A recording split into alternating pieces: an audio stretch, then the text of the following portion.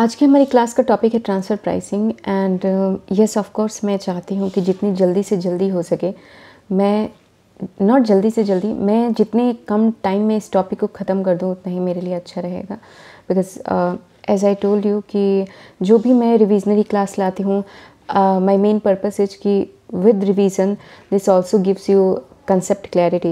So with this stand let's start today class. Transfer pricing, देखो होता क्या है, हमारे पास एक एंटरप्राइज है यहाँ पे ABC और दूसरी एंटरप्राइज है यहाँ पे हमारे पास DEF। मेरा काफ़ी यस तो अभी ये दोनों कंपनीज़ क्या हुई, ये दोनों कंपनीज़, ये वाली कंपनी जो है ये आपकी इंडिया में है और ये जो है USA में। सपोज़ कर लिया हमने, मैं आपको ये बता रही हूँ कि हमारे पास TP का कंसेप्ट आता क्यों है। अब ये क्या हुई, ये USA की जो कंपनी है ना, सपोज़ करो एक एग्जांपल, ये इंडियन कंपनी को कंट्रोल करती है, कैसे भी कंट्रोल करती है, उसके शेयर्स हैं उसमें या फिर मैनेजमेंट में उसका राइट है या फिर वो पार्टिसिपेट करती है मैनेजमेंट में। सो फॉर एनी रीज़न, वो रीज़न हम बाद में पढ़ेंगे कि कैसे कंट्रोल करती है, बट मैंने आपको एक एग्जांपल दे दिया कि USA की जो कंपनी है वो इंडिया को क्या करती है, कंट्रोल करती है। अब होता क्या है कि ये DEF जो कंपनी है USA वाली, वो गुड्स बना करके बेचती है और ये गुड्स जो है ABC कंपनी जो है ये फर्दर जो इंडिया में है ये फर्दर रीसेल करती है। अब यहाँ पे ट्रांसफ़र प्राइसिंग का कंसेप्ट इसलिए आया कि अब ये जो गुड्स बना करके बेचेगी और ये परचेज़ कर रही है तो ये ऑब्वियसली, मान लो 1000 रुपीज़ का अगर मैंने माना कि 1000 रुपये का एक गुड्स है मार्केट में, 1000 रुपये का एक गुड्स है।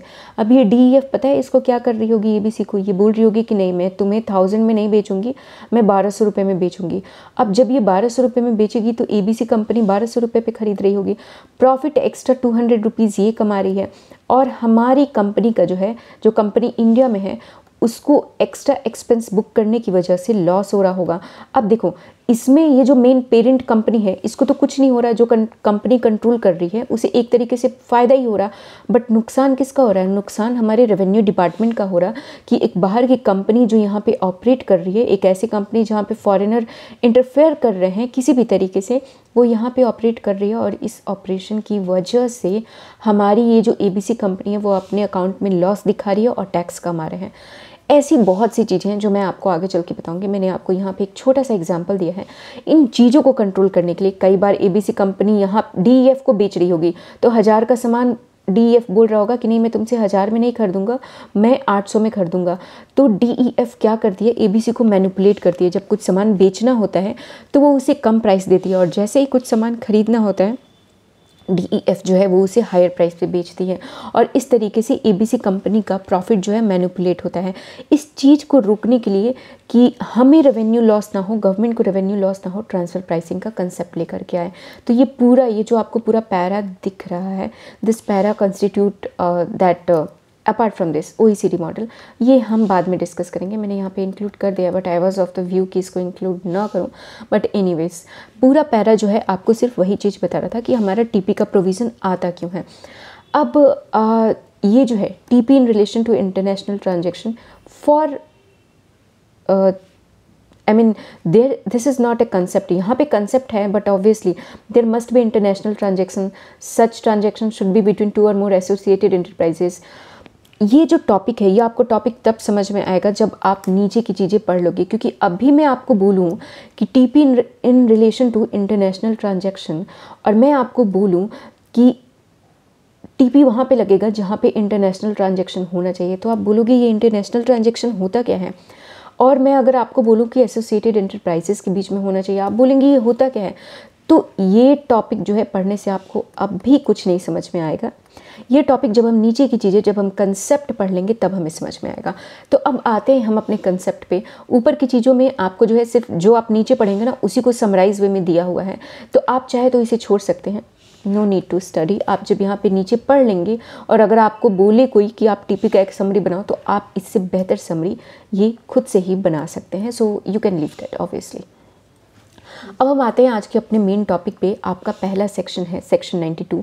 अब इस सेक्शन को पढ़ने से पहले मैं आपको एक चीज़ और ध्यान दिला दूं कि जो मैंने आपको शुरू में बोला कि इंटरनेशनल ट्रांजैक्शन का टीपी का कंसेप्ट अराइज क्यों होता है, उस चीज़ को ध्यान में रखना कि जो कंपनी होती है, जो एनआर कंपनी होती है, जो बाहर में ऑपरेट कर रही है, वो हमारी इंडियन कंपनी को मैनिपुलेट करती है। कभी वो रेवेन्यू बुक करने में मैनिपुलेट करती है, कभी वो एक्सपेंस को बुक करने में। रेवेन्यू वो कम बुक कराती है और एक्सपेंस को वो ज़्यादा से ज़्यादा बुक कराना चाहते हैं ताकि उन्हें ज़्यादा से ज़्यादा प्रॉफिट हो सके। सो इस वजह से ट्रांसफ़र प्राइसिंग का कंसेप्ट आया। Now start section 92।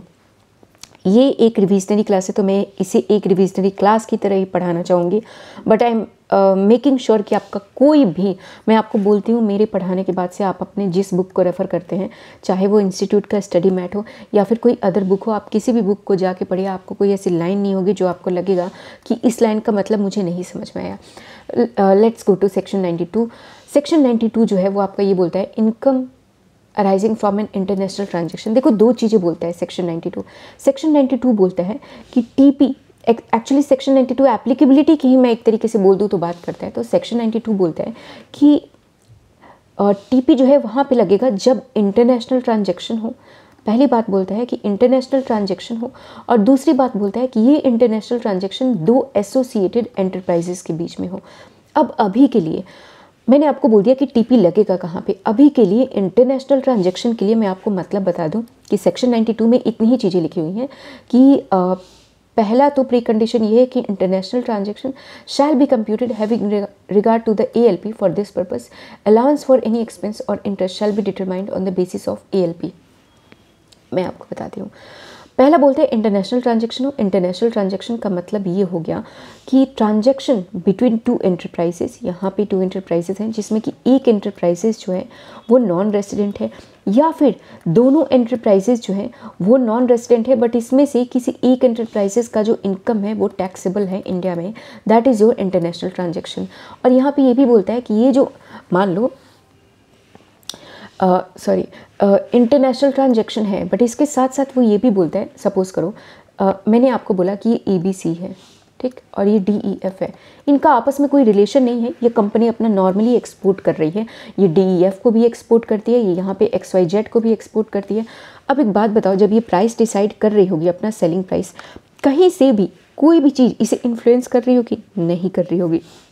तो दो जो मैंने आपको कंसेप्ट बताया कि दो चीज़ें एक प्री कंडीशन होती हैं, पहला कि इंटरनेशनल ट्रांजैक्शन हो और दूसरा कि एसोसिएटेड एंटरप्राइजेस के बीच में हो।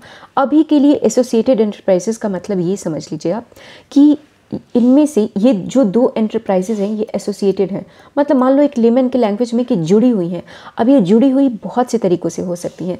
ये हो सकता है कि DEF के पास ABC का कुछ स्टेक हो, ये हो सकता है कि DEF जो है वो इसके मैनेजमेंट में पार्टिसिपेट करती हो, ये हो सकता है कि DEF ने कोई बहुत बड़े अमाउंट में ABC को लोन दिया हो इसलिए ये इसके ऑपरेशन कंट्रोल कर रही है, ये हो सकता है कि DEF जो है वो ABC के लोन की गारंटी दी हुई है इसलिए ये उसके ऑपरेशन कंट्रोल कर रही है, या मैनेजमेंट या फिर किसी चीज़ में सेलिंग प्राइस में इंटरफेयर कर रही है। सो that is Y section 92 says only two things कि ट्रांसफ़र प्राइसिंग का कंसेप्ट वहाँ पे लगेगा जहाँ पे आपका international transaction between associated enterprises.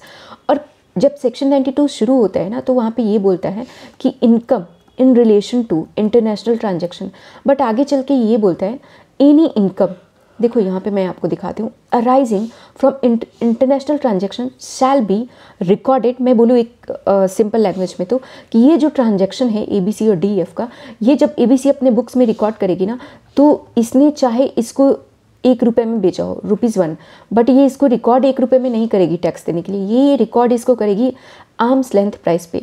मतलब एक तरीके से मान लो कि ये मार्केट वैल्यू पे रिकॉर्ड करेगी कि अगर सिमिलर चीज़, जैसे मैं ये पेन की बात करूँ, अगर इसने ये पेन DEF को 1 रुपये में बेचा बट मार्केट में अगर इस पेन की कीमत 200 रुपये है, तो ये जो अपना टैक्स देने के लिए जब ये अपना रिकॉर्ड कर रही होगी ALP, तो ये इस पेन की कीमत जो है, सेलिंग प्राइस जो है वो 200 रुपये रिकॉर्ड करेगी।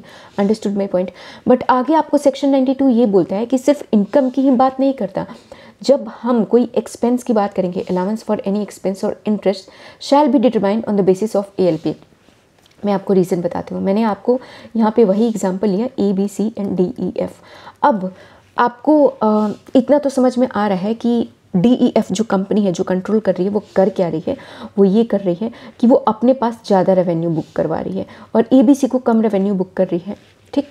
वो अब जब मैं बोल रही हूँ कि रेवेन्यू बुक करवा रही है या कम रेवेन्यू बुक करने के लिए दे रही है, तो ये दो तरीक़ों से हो सकता है। या तो इसको ये बोले कि इसके रेवेन्यू अमाउंट को कम करे, जो मैंने आपको यहाँ पे बताया, या फिर हो सकता है इसके एक्सपेंस को ज़्यादा बुक करवा दे।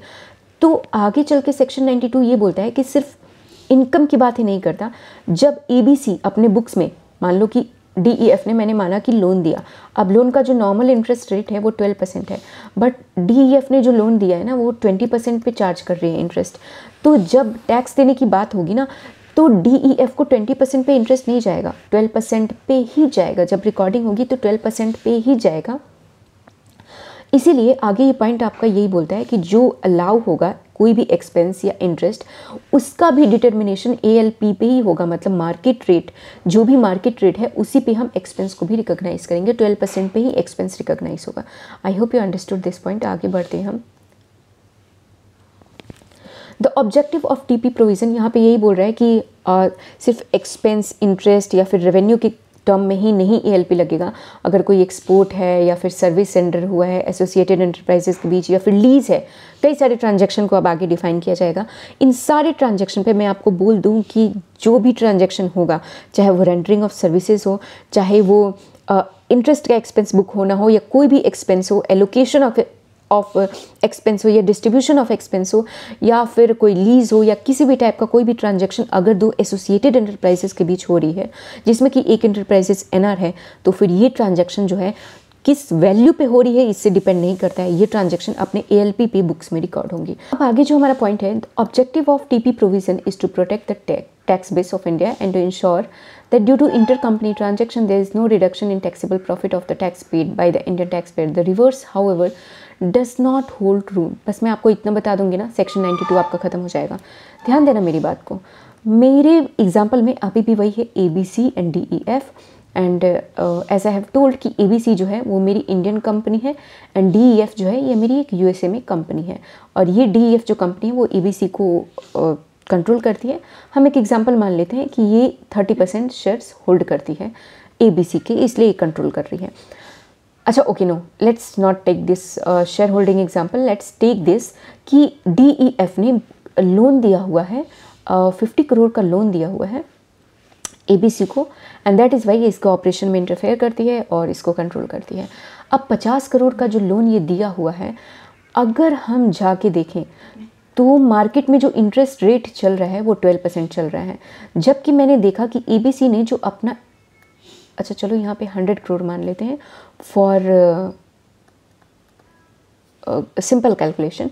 अब 100 करोड़ का ये जो लोन है उस पे जो इंटरेस्ट रेट है, दैट इंटरेस्ट रेट इज़ 12%, मतलब 12 करोड़ इंटरेस्ट जो है डेबिट होना चाहिए ABC की बुक में। यहाँ पे 2 इंटरेस्ट 12 करोड़ होना चाहिए, बट है क्या, यहाँ पे 2 इंटरेस्ट जो है 10 करोड़ है। हमने देखा कि DEF जो है वो एक्चुअली में इंटरेस्ट जो है वो 10% के हिसाब से चार्ज करती है। नाउ व्हाट विल हैपन, अगर ये 12 करोड़ की जगह हम 10 करोड़ कर दें, सॉरी यहाँ पे हमने 10 करोड़, एक्चुअली में 10 करोड़ चार्ज किया हुआ है, बट होना क्या चाहिए, होना चाहिए था 12 करोड़। ALP जो है वो 12 करोड़ है। अब जैसे ही हम 12 करोड़ करेंगे, मान लो यहाँ पे इसका नेट प्रॉफिट जो है वो पहले 50 था, अब हमने 12 किया तो ये नेट प्रॉफिट घट के 48 हो जाएगा। अब ये 48 पे तो हमारा टैक्स कम हो जाएगा ना। तो हमारा जो TP का प्रोविज़न है वो हमारा ये बोलता है कि जो TP हमने बनाया, जो गवर्नमेंट ने ये TP का रूल लेकर के आए सरकार, उसका एक मेजर मोटिव ये था कि टैक्स बेस जो है वो इंडिया का, उसको प्रोटेक्ट किया जाए। बट अगर इसके अपोजिट हो जाता है, अगर हमारा TP अप्लाई करने से इनकम जो है कम हो जाता है, हमारा लॉस बढ़ जाता है या इनकम कम हो जाता है, तो उस केस में हम क्या करेंगे, उस केस में हम TP का प्रोविज़न नहीं लगाएंगे। ध्यान रखना, हमारा 2 चीज़ होंगी, अगर हमारा लॉस ज़्यादा हो रहा है या फिर अगर हमारा इनकम कम हो रहा है तो हम TP का प्रोविज़न नहीं लगाएंगे। जैसे मैंने आपको एग्जांपल दिया कि हमारे यहाँ पे प्रॉफिट रिड्यूस हो जा रहा है तो हम TP का प्रोविज़न नहीं लगाएंगे। I hope you understood this point. This comes to the end of your section 92। अगला आपका सेक्शन है सेक्शन 92A। देखो, मैं आपको फिर से एक बार ऊपर ले जाना चाहती हूँ, क्योंकि या सेक्शन 92 में आइए, आपको बोला गया है provide that any income arising from an international transaction shall be computed having regard to the arms length price for this allowance of any expense or interest shall be determined on the basis of ALP. Yeah, I wanted to show you something. चलो यहीं से देख लेते हैं. There must be a international transaction. अभी तक मैंने आपको इंटरनेशनल ट्रांजेक्शन क्या होता है इसका मतलब नहीं समझाया, बट यहाँ पे एक और चीज़ था कि टीपी का प्रोविज़न अप्लाई करने के लिए, अगर मैं आपको यहाँ पे बोलूँ, अपने मेन कंसेप्ट में बोलूँ, तो टीपी प्रोविज़न अप्लाई करने के लिए आपको इंटरनेशनल ट्रांजेक्शन होना ज़रूरी है और साथ में आपको एसोसिएट एंटरप्राइज होना ज़रूरी है. तो एसोसिएट एंटरप्राइजेस का मतलब तो अब हम समझने जा रहे हैं. आपको मैंने सेक्शन 92 बता दिया, जो एक तरीके से मैं बोलूँ तो, अच्छा चलो सेक्शन 92 का एक शॉर्ट रिवीजन आपको दे देती हूँ. Section 92 simply says two things कि टीपी का प्रोविज़न आपको वहाँ अप्लाई होगा. जो मैं अभी तक बोलती आ रही हूँ, सेक्शन 92 भी कुछ ज़्यादा बात नहीं बोलता, वही बात बोलता है कि जब भी कोई इनकम अराइज होता है एक इंडियन कंपनी को, तो टीपी का प्रोविज़न वहाँ अप्लाई होगा जहाँ पे ट्रांजैक्शन जो है वो इंटरनेशनल ट्रांजैक्शन हो और इसके साथ साथ वो ट्रांजैक्शन टू एसोसिएटेड एंटरप्राइजेस के बीच में हो रही हो. क्योंकि जहाँ पे एसोसिएट एंटरप्राइज नहीं होंगी वहाँ पे प्राइस कहीं से भी मैनिपुलेट नहीं होता है, इसलिए एसोसिएट एंटरप्राइज होना जरूरी है. आगे 92 आपको बोलता है कि सिर्फ ये बात हम इनकम के लिए नहीं बोल रहे हैं, ये बात हम एक्सपेंस के लिए भी बोल रहे हैं कि जहाँ पे भी एक्सपेंस रिकॉर्ड होगा और अगर वो एक्सपेंस दो एसोसिएटेड एंटरप्राइजेस के बीच में हो तो फिर वो एक्सपेंस भी आर्म्स लेंथ प्राइस, मतलब कि एक तरीके से मार्केट वैल्यू पे ही रिकॉर्ड होगा. 92A जो है वो आपका बात करता है कि एसोसिएट एंटरप्राइज क्या होता है. एसोसिएट एंटरप्राइजेस में आपके पास पहला चलो वैसे पढ़ लेते हैं. आपके पास एक्चुअली मैं आपको बता दूं दो कंसेप्ट है. एक जहाँ पे हम मानते हैं डीम्ड एसोसिएट एंटरप्राइजेस और यहाँ पे जो कि एक्चुअली यहाँ पे एसोसिएट एंटरप्राइज आपको दिखेंगे ऑन द फेस, यहाँ पे आपको डीम नहीं करना पड़ेगा. जैसे कि अगर मैं पहला कंडीशन डील करूँ, an enterprise which participate directly और इनडायरेक्टली थ्रू वन और more intermediaries in management of other enterprises, control या फिर कैपिटल ऑफ अदर एंटरप्राइजेस. मान लो कि ए है, ए की सबसी है बी, बी की सबसी है सी. Where A Limited directly participate in the management of B Limited and B Limited directly participate in the management of C Limited, तो हम ऐसा मानेंगे कि A Limited जो है indirectly participate कर रही है C Limited के मैनेजमेंट में and now A Limited and C Limited becomes associated enterprises. A और B तो है ही, ये तो डायरेक्ट पार्टिसिपेशन है, बट A और C भी इनडायरेक्टली पार्टिसिपेशन की वजह से एसोसिएट एंटरप्राइज बन जाते हैं. सेकेंड पॉइंट है आपका, इफ वन और मोर पर्सन पार्टिसिपेट डायरेक्टली और इनडायरेक्टली थ्रू वन और more intermediaries in management of two enterprises, control of two different enterprises, capital of two different enterprises. मतलब मान लो एग्जांपल यहाँ पे मिस्टर ए हैं जो कि डायरेक्टली कंट्रोल करते हैं ए लिमिटेड को and B limited. In such a scenario both A limited and B limited are associated enterprises since there is a common person that is mister A who control both A limited and B limited. अब यहाँ पे आपको deem नहीं करना पड़ा, यहाँ पे आपको डायरेक्ट दिख रहा है कि एसोसिएट एंटरप्राइजेस हैं. हमारा अगला कंसेप्ट है कि कहाँ पे हम डीम करेंगे कि एसोसिएट एंटरप्राइजेस हैं. Section 92A sub section 2. पहला कंडीशन है आपका, वन एंटरप्राइजेस होल्ड 26% और more of the voting power directly और इनडायरेक्टली इन अदर एंटरप्राइजेस. मतलब कि अगर ए लिमिटेड है और ए लिमिटेड अगर बी लिमिटेड में 26% से ज़्यादा वोटिंग पावर होल्ड करती है तो A and be become associate enterprises. और अगर बी लिमिटेड सी लिमिटेड में 26% से ज़्यादा वोटिंग पावर होल्ड करता है तो हम ऐसा मानेंगे कि now A and C are also associated enterprises.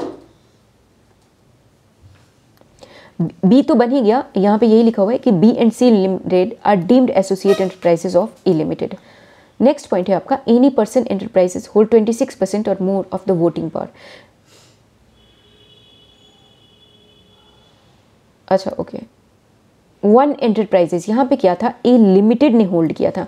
यहाँ पे क्या है, कोई पर्सन होल्ड कर रहा है. मतलब यहाँ पे मिस्टर ए हैं जिन्होंने एक्स लिमिटेड में 26% से ज़्यादा का वोटिंग पावर होल्ड किया है और उन्होंने अगर वाई लिमिटेड में भी 26% से ज़्यादा का वोटिंग पावर होल्ड किया है. So now X limited and Y limited become associated enterprises. मान लो ना अगर मैं ही हूँ और चलो एक छोटा सा एग्जाम्पल देती हूँ कि आपकी एक दुकान है, आपकी एक दुकान लक्ष्मी नगर में है, आपकी दूसरी दुकान कालका जी में है सपोज फॉर एग्जांपल. अब आपकी क्या हुआ, आपकी ये दो दुकान है, आपकी लक्ष्मी नगर वाले दुकान में ना कुछ स्टॉक कम पड़ गया, आप कालका जी वाले दुकान से मंगा रहे हो.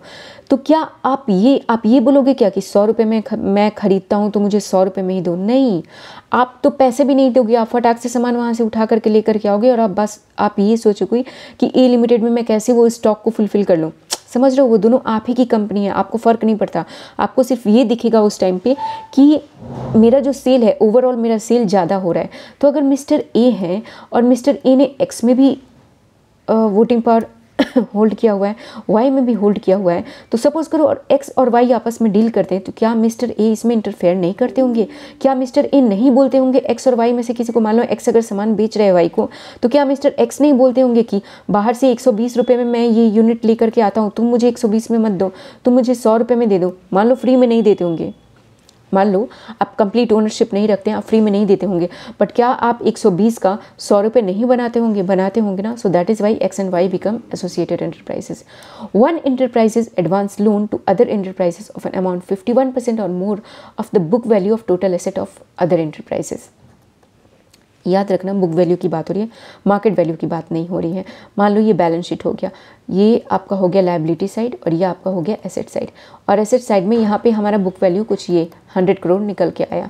नाउ दिस 100 करोड़, अब आपका पॉइंट ये बोलता क्या है कि ये है ABC, जैसा मैंने एग्जाम्पल लिया था, और एक है आपके पास DEF।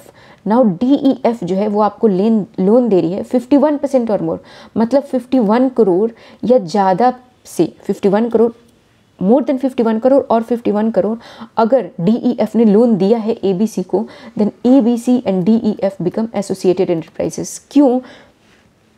क्योंकि अगर आप एसेट का 51% या मोर उससे ज़्यादा लोन दे रहे हो ना, तो बात साफ है कि अब आप उसके मैनेजमेंट में इंटरफेयर करते होगे।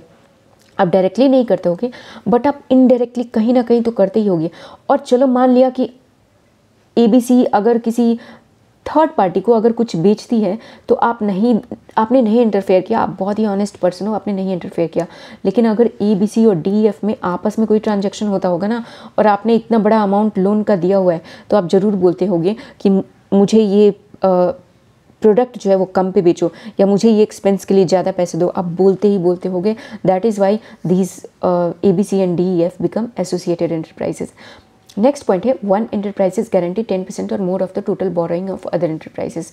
मान लो आपकी टोटल बोरोइंग जो है वो 5 करोड़ की है, ABC हो आप 50 करोड़ की है, 50 करोड़ मान लेते हैं, 50 करोड़ की है, और DEF आप बाहर के एंटरप्राइज हो, एसोसिएटेड एंटरप्राइजेस हो, आपने गारंटी दिया है 5 करोड़, 10% ऑफ दिस, 10% और मोर, 5 करोड़ या उससे ज़्यादा की अमाउंट की अगर आपने गारंटी दी है, then ABC and DEF become associated enterprises.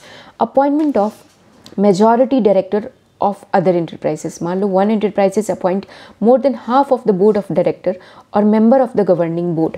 दो चीज़ें बोल रहे हैं, ये BOD है, BOD में मान लो 5 डायरेक्टर हैं, चलो 6 डायरेक्टर मान लेते हैं कैलकुलेशन के लिए।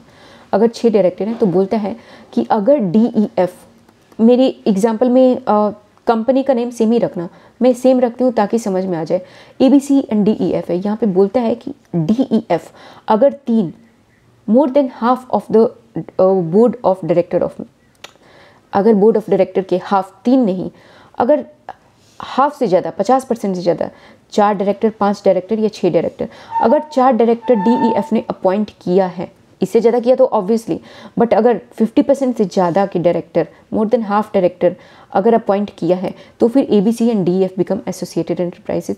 या फिर गवर्निंग बोर्ड, मान लो ये ABC कंपनी है, तो कई बार कंपनीज क्या करती है ना, गवर्निंग बोर्ड बनाती है, मतलब ये एक ऐसा बोर्ड होता है, बोर्ड का एक पार्ट होता है जो डे टू डे एक्टिविटी को पूरी तरीके से कंट्रोल करता है। अब आपके हर चीज़ के लिए MD तो बैठे नहीं होंगे, तो गवर्निंग बोर्ड बनती है जो आपके डे टू डे एक्टिविटी को कंट्रोल करता है। अब इस डे टू डे एक्टिविटी में जितने डायरेक्टर हैं, मान लो इस डे टू डे एक्टिविटी में भी मैंने मान लिया कि 6 डायरेक्टर हैं फॉर एग्जाम्पल, तो अगर 4 या उससे ज़्यादा डायरेक्टर अगर DEF अपॉइंट कर रही है गवर्निंग बोर्ड के, तो भी हम ये मानेंगे कि ABC and DEF are associated enterprises. अगला पॉइंट बोलता है कि अगर आपने 1 और मोर एक भी एग्जीक्यूटिव डायरेक्टर को अपॉइंट किया, या एक से ज़्यादा एग्जीक्यूटिव डायरेक्टर और executive member of the governing board, या तो आप एक भी, मैं बोलती हूँ एक भी एग्जीक्यूटिव डायरेक्टर को अपॉइंट कर रहे हो, या फिर गवर्निंग बोर्ड के अगर किसी भी एक एग्जीक्यूटिव डायरेक्टर को अपॉइंट कर रहे हो, तो भी हम ABC और DEF को क्या मान लेंगे, एसोसिएटेड एंटरप्राइजेस मान लेंगे। Appointment of majority of director of 2 different enterprises by same person. अब देखो मैं आपको इसको शॉर्टकट में समझाती हूँ। जो पॉइंट यहाँ पे है ना, यहाँ पे मैंने आपको बताया ABC, जब मैं आपको ये पॉइंट डील करा रही थी मैंने आपको एग्जांपल दिया ABC एंड DEF के बारे में। अब मैंने कहा ABC, ये जो DEF ये फॉरेन की कंपनी थी, ये USA में थी, ठीक। इसने ABC को, ये इंडिया वाली कंपनी थी आपकी, इसने डायरेक्टर अपॉइंट किया, या तो इसने बोर्ड ऑफ डायरेक्टर के जितने भी बोर्ड ऑफ डायरेक्टर हैं उसका 50% से ज़्यादा के डायरेक्टर अपॉइंट किए हों, या फिर कोई भी एग्जीक्यूटिव डायरेक्टर अपॉइंट किया हो, या फिर गवर्निंग बोर्ड में आधे से ज़्यादा डायरेक्टर अपॉइंट किया हो, या गवर्निंग बोर्ड के किसी भी एग्जीक्यूटिव डायरेक्टर को अपॉइंट किया हो, तो ABC या DEF बिकम्स एसोसिएटेड एंटरप्राइजेस। अब यहाँ पे एक और कंपनी है XYZ, ये कंपनी है सिंगापुर की, ठीक, सिंगापुर की कंपनी है। सेम चीज़ अगर आपने इसमें भी किया है, इसमें से कोई भी पॉइंट मैंने बताया, उसमें से कोई भी एक पॉइंट आपने, मान लो एक एग्जीक्यूटिव डायरेक्टर आपने अपॉइंट कर दिया ये XYZ सिंगापुर वाली कंपनी में ना, तो now ABC and XYZ also become associated enterprises. कुछ भी किया आपने, मैंने आपको जो भी 3-4 पॉइंट बताए, इसमें से कोई भी एक पॉइंट अगर आपने XYZ के लिए किया तो ABC and XYZ becomes associated enterprises. ये पॉइंट हो गया। Dependence on intangible with respect, अरे यार आज कुछ हो रहा है, which other enterprises has exclusive right. The manufacture or processing of goods of article or business carried out by one enterprises is wholly dependent 100% on the know-how, patent, copyright, trademark, license, franchisee or any other business or commercial right। मान लो एक company है, like company में मैं किसका नाम लूँ, company में let's take an example of Tesla. अब मान लो टेस्ला की एक यूनिट खुलती है, एक टेस्ला अपना कुछ एक टेस्ला इंडिया आया, टेस्ला इंडिया। अब मैं आपको बोलती हूँ टेस्ला इंडिया के सारे प्रोडक्ट, टेस्ला इंडिया जो है ना होली डिपेंडेंट है, आपको मैं बहुत अच्छा एग्जांपल दे रही हूँ, होली डिपेंडेंट है अपने बिजनेस को कैरी ऑन करने के लिए। Tesla India is completely dependent on Tesla USA। Now Tesla India and Tesla USA become associated enterprises। I hope you understood this point कि the manufacturer or processing of goods or article or business carried out by one enterprises is wholly dependent on the know-how। चाहे Tesla India मान लो manufacturing यहाँ पे हो रही है, but यहाँ पे जो नो हाउ है या फिर पेटेंट है या कॉपीराइट है, लिवाइस की जीन्स आपको पता है ना, इधर बनती हैं, कहीं पे तो बनती है बंगाल वगैरह में, और सिर्फ वो जो लोगो है वो लिवाइस लगाते हैं, तो वहाँ पे वो क्या प्रोवाइड कर रहे हैं, पेटेंट या कॉपीराइट या फिर जो भी आप बोलो, आप उसको नो हाउ तो नहीं, अगर वो पेटेंट लिवाइस यहाँ पे प्रोवाइड कर रहा है तो Levi's India and Levi's USA become associated enterprises. The same way आप कुछ भी आप किसी भी चीज़ के लिए, या तो आप पेटेंट के लिए, कॉपीराइट के लिए, ट्रेडमार्क के लिए, लाइसेंस के लिए, फ्रेंचाइजी के लिए, अगर आप दूसरे एंटरप्राइजेस पे कम्प्लीटली डिपेंडेंट हो, ये देखो होली डिपेंडेंट, अगर आप दूसरे एंटरप्राइजेस पे कम्प्लीटली डिपेंडेंट हो, then this Tesla USA and Tesla India becomes associated enterprises. Dependence on raw material supplied, या I don't know what is wrong with my pen today। Dependence on raw material supplied by enterprises, मतलब कि मान लो यहाँ पे कुछ goods बनते हैं, यहाँ पे कुछ गुड्स बनते हैं और इस गुड्स का जो 90% रॉ मटेरियल है ना वो हमें USA से मंगाना पड़ता है, DEF से मंगाना पड़ता है। ABC जो कंपनी है उसे अपने रॉ मटेरियल का 90%, सॉरी ABC जो कंपनी है उसे अपने जो गुड्स बनाती है उसमें जो 90% जो रॉ मटेरियल यूज़ होता है वो DEF से मंगाना पड़ता है। Then ABC and DEF becomes associated enterprises. Dependence on sale, the goods और article manufacture process by one enterprises are sold to the other enterprises और to person specified by other enterprises and the price and other condition relating thereto are influence by such other enterprises. मतलब ABC यहाँ पे goods बनाती तो है but ABC ये goods खुद नहीं बेचती, ये सिर्फ प्रोडक्शन कर रही है, ये DEF को बेच देती है। Are sold to other enterprises, sold किया गया है किसको, अदर एंटरप्राइजेस को, और to person specified by other enterprises, या फिर DEF ने खुद बोला कि मुझे मत बेचो, ये काम करो, ये XYZ को बेच दो। तो जब ये XYZ को बेच रहे होंगे या फिर DEF को बेच रहे होंगे तो अगर कंप्लीटली मान लो जितना गुड्स बनाया 100 यूनिट, टोटल एक साल में 100 यूनिट का प्रोडक्शन ही हुआ है और टोटल का टोटल मुझे पता है कि मुझे DEF को ही बेचना है, तो क्या DEF मेरे प्राइस को मैनिपुलेट नहीं करता होगा? या DEF ही एक ऐसा पर्सन है जो मुझे आगे एडवाइस करता है कि आप मेरे पास मत लेके आना, आप ये XYZ को बेच देना, तो क्या DEF जो है आपका वो आपको आपके प्राइस को मैनिपुलेट नहीं करता होगा? करता होगा ना। So that is why now ABC and DEF become associated enterprises. Control by common individual, मतलब कि mister A and mister B are relative, mister A has control over X limited and mister B has control over Y limited, therefore both X limited and Y limited will be deemed to be associated enterprises. जैसा मैंने आपको individual के लिए बताया वैसा ही आप HUF के लिए मान लेना। कंट्रोल बाई HUF, यहाँ पे HUF है, member of HUF, relative of member of such HUF। इसका मान लो ये HUF है, यहाँ पे बहुत सारे पर्सन हैं और यहाँ पे HUF का कोई रिलेटिव है जो कि कंट्रोल कर रहा है यहाँ पे B लिमिटेड को, और ये B लिमिटेड जो है A लिमिटेड को कंट्रोल कर रही है। तो ये सब आपस में क्या बन गए, एसोसिएट एंटरप्राइज बन गए। Where one enterprises is a firm AOPBOI, other enterprises hold 10% or more of interest in firm AOPBOI। अगर आप AOPBOI हैं और अगर कोई अदर एंटरप्राइजेज आपके में 10% या उससे ज़्यादा के स्टेक होल्ड करती है तो फिर आप दोनों एक एसोसिएट एंटरप्राइजेज हैं। Mutual interest relationship there exist between two enterprises, any relationship of mutual interest as may be prescribed, तो भी आप एक एसोसिएट एंटरप्राइजेज बन जाते हैं। This comes to the closure of your section 92A। I hope कि आपको समझ में आ गया होगा। अब हम बढ़ते हैं 92B की तरफ। Yes, definition of international transaction.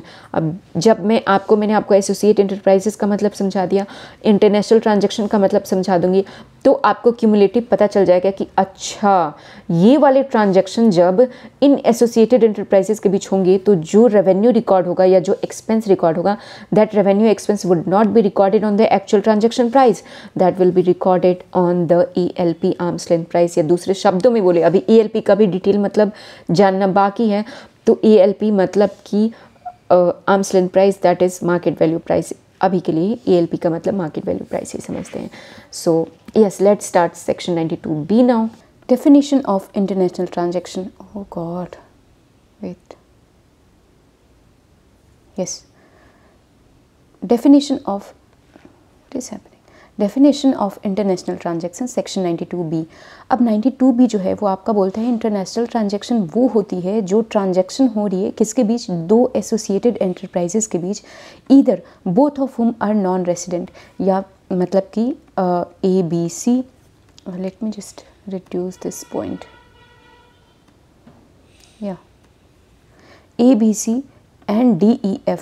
तो यहाँ पे बोल रहे हैं ईदर ऑफ देम, या तो इन दोनों में से कोई एक, जो हमने अपने एग्जाम्पल में लिया था कि DEF हम हमेशा नॉन रेसिडेंट मानते थे, या फिर ईदर बोथ और both of home are non resident, या तो कोई एक या फिर दोनों ही। जब दोनों नॉन रेसिडेंट हो जाएंगी तो कैसे इंटरनेशनल ट्रांजैक्शन लगेगा? द आंसर इज कि इन दोनों में से किसी एक का फिर इनकम जो है वो इंडिया में टैक्सेबल हो रहा होगा, दैट इज़ वाई किसी एक पे जो है इंटरनेशनल ट्रांजैक्शन की प्रोविज़न लग जाएंगे।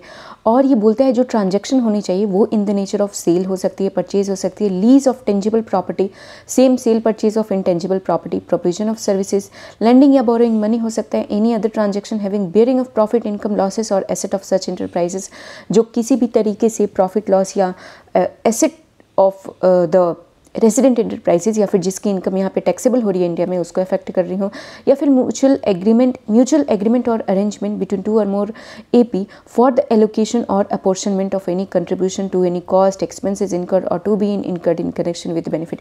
अच्छा चलो, इसको यू रीड बाय योरसेल्फ, मैं आपको कंसेप्ट समझा देती हूँ। जैसे मैंने एक एग्जाम्पल लिया था ना टेस्ला का।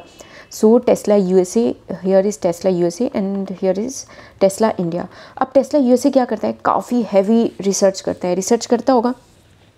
जो रिसर्च करता है ऐसा तो है नहीं कि वो सारे रिसर्च का बेनिफिट टेस्ला USA ही लेता है, वो रिसर्च के बेनिफिट उसके जितने भी वर्ल्ड वाइड जितने भी एंटिटीज़ हैं सबको मिलता है। जब भी नई टेक्नोलॉजी आती है उसके अकॉर्डिंग कार में मॉडिफिकेशन होती है और नई कार मार्केट में आती है तो पूरी की पूरी वर्ल्ड वाइड मार्केट इफेक्ट होती है। तो यहाँ पे जो रिसर्च एंड डेवलपमेंट हो रहा है ना, इस रिसर्च एंड डेवलपमेंट का जो कॉस्ट है, एग्रीमेंट ऐसा बना हुआ है कि हम इस रिसर्च एंड डेवलपमेंट का कॉस्ट जो है मेरी जितने भी अदर एसोसिएटेड एंटरप्राइजेज हैं सब में हम डिस्ट्रीब्यूट करेंगे। तो इस एग्रीमेंट की वजह से जो टेस्ला इंडिया में जो अपॉर्शनमेंट या फिर डिस्ट्रीब्यूशन का जो भी खर्चा आ रहा होगा वो भी टेस्ला इंडिया रिकॉर्ड करेगी on the basis of ELP arms length price. जो यहाँ पे सबसेक्शन 2 है ना, मैं उसको यहाँ पे एक एग्जाम्पल से समझाती हूँ।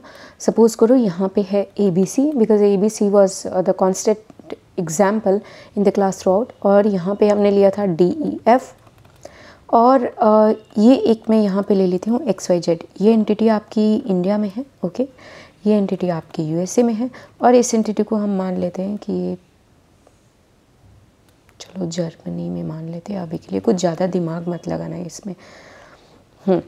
अब हुआ क्या, ABC को DEF को एक सेल करना था, ठीक। अब ABC को DEF को एक सेल करना था जिसकी आर्म लेंथ प्राइस जो है वो 100 करोड़ होनी चाहिए।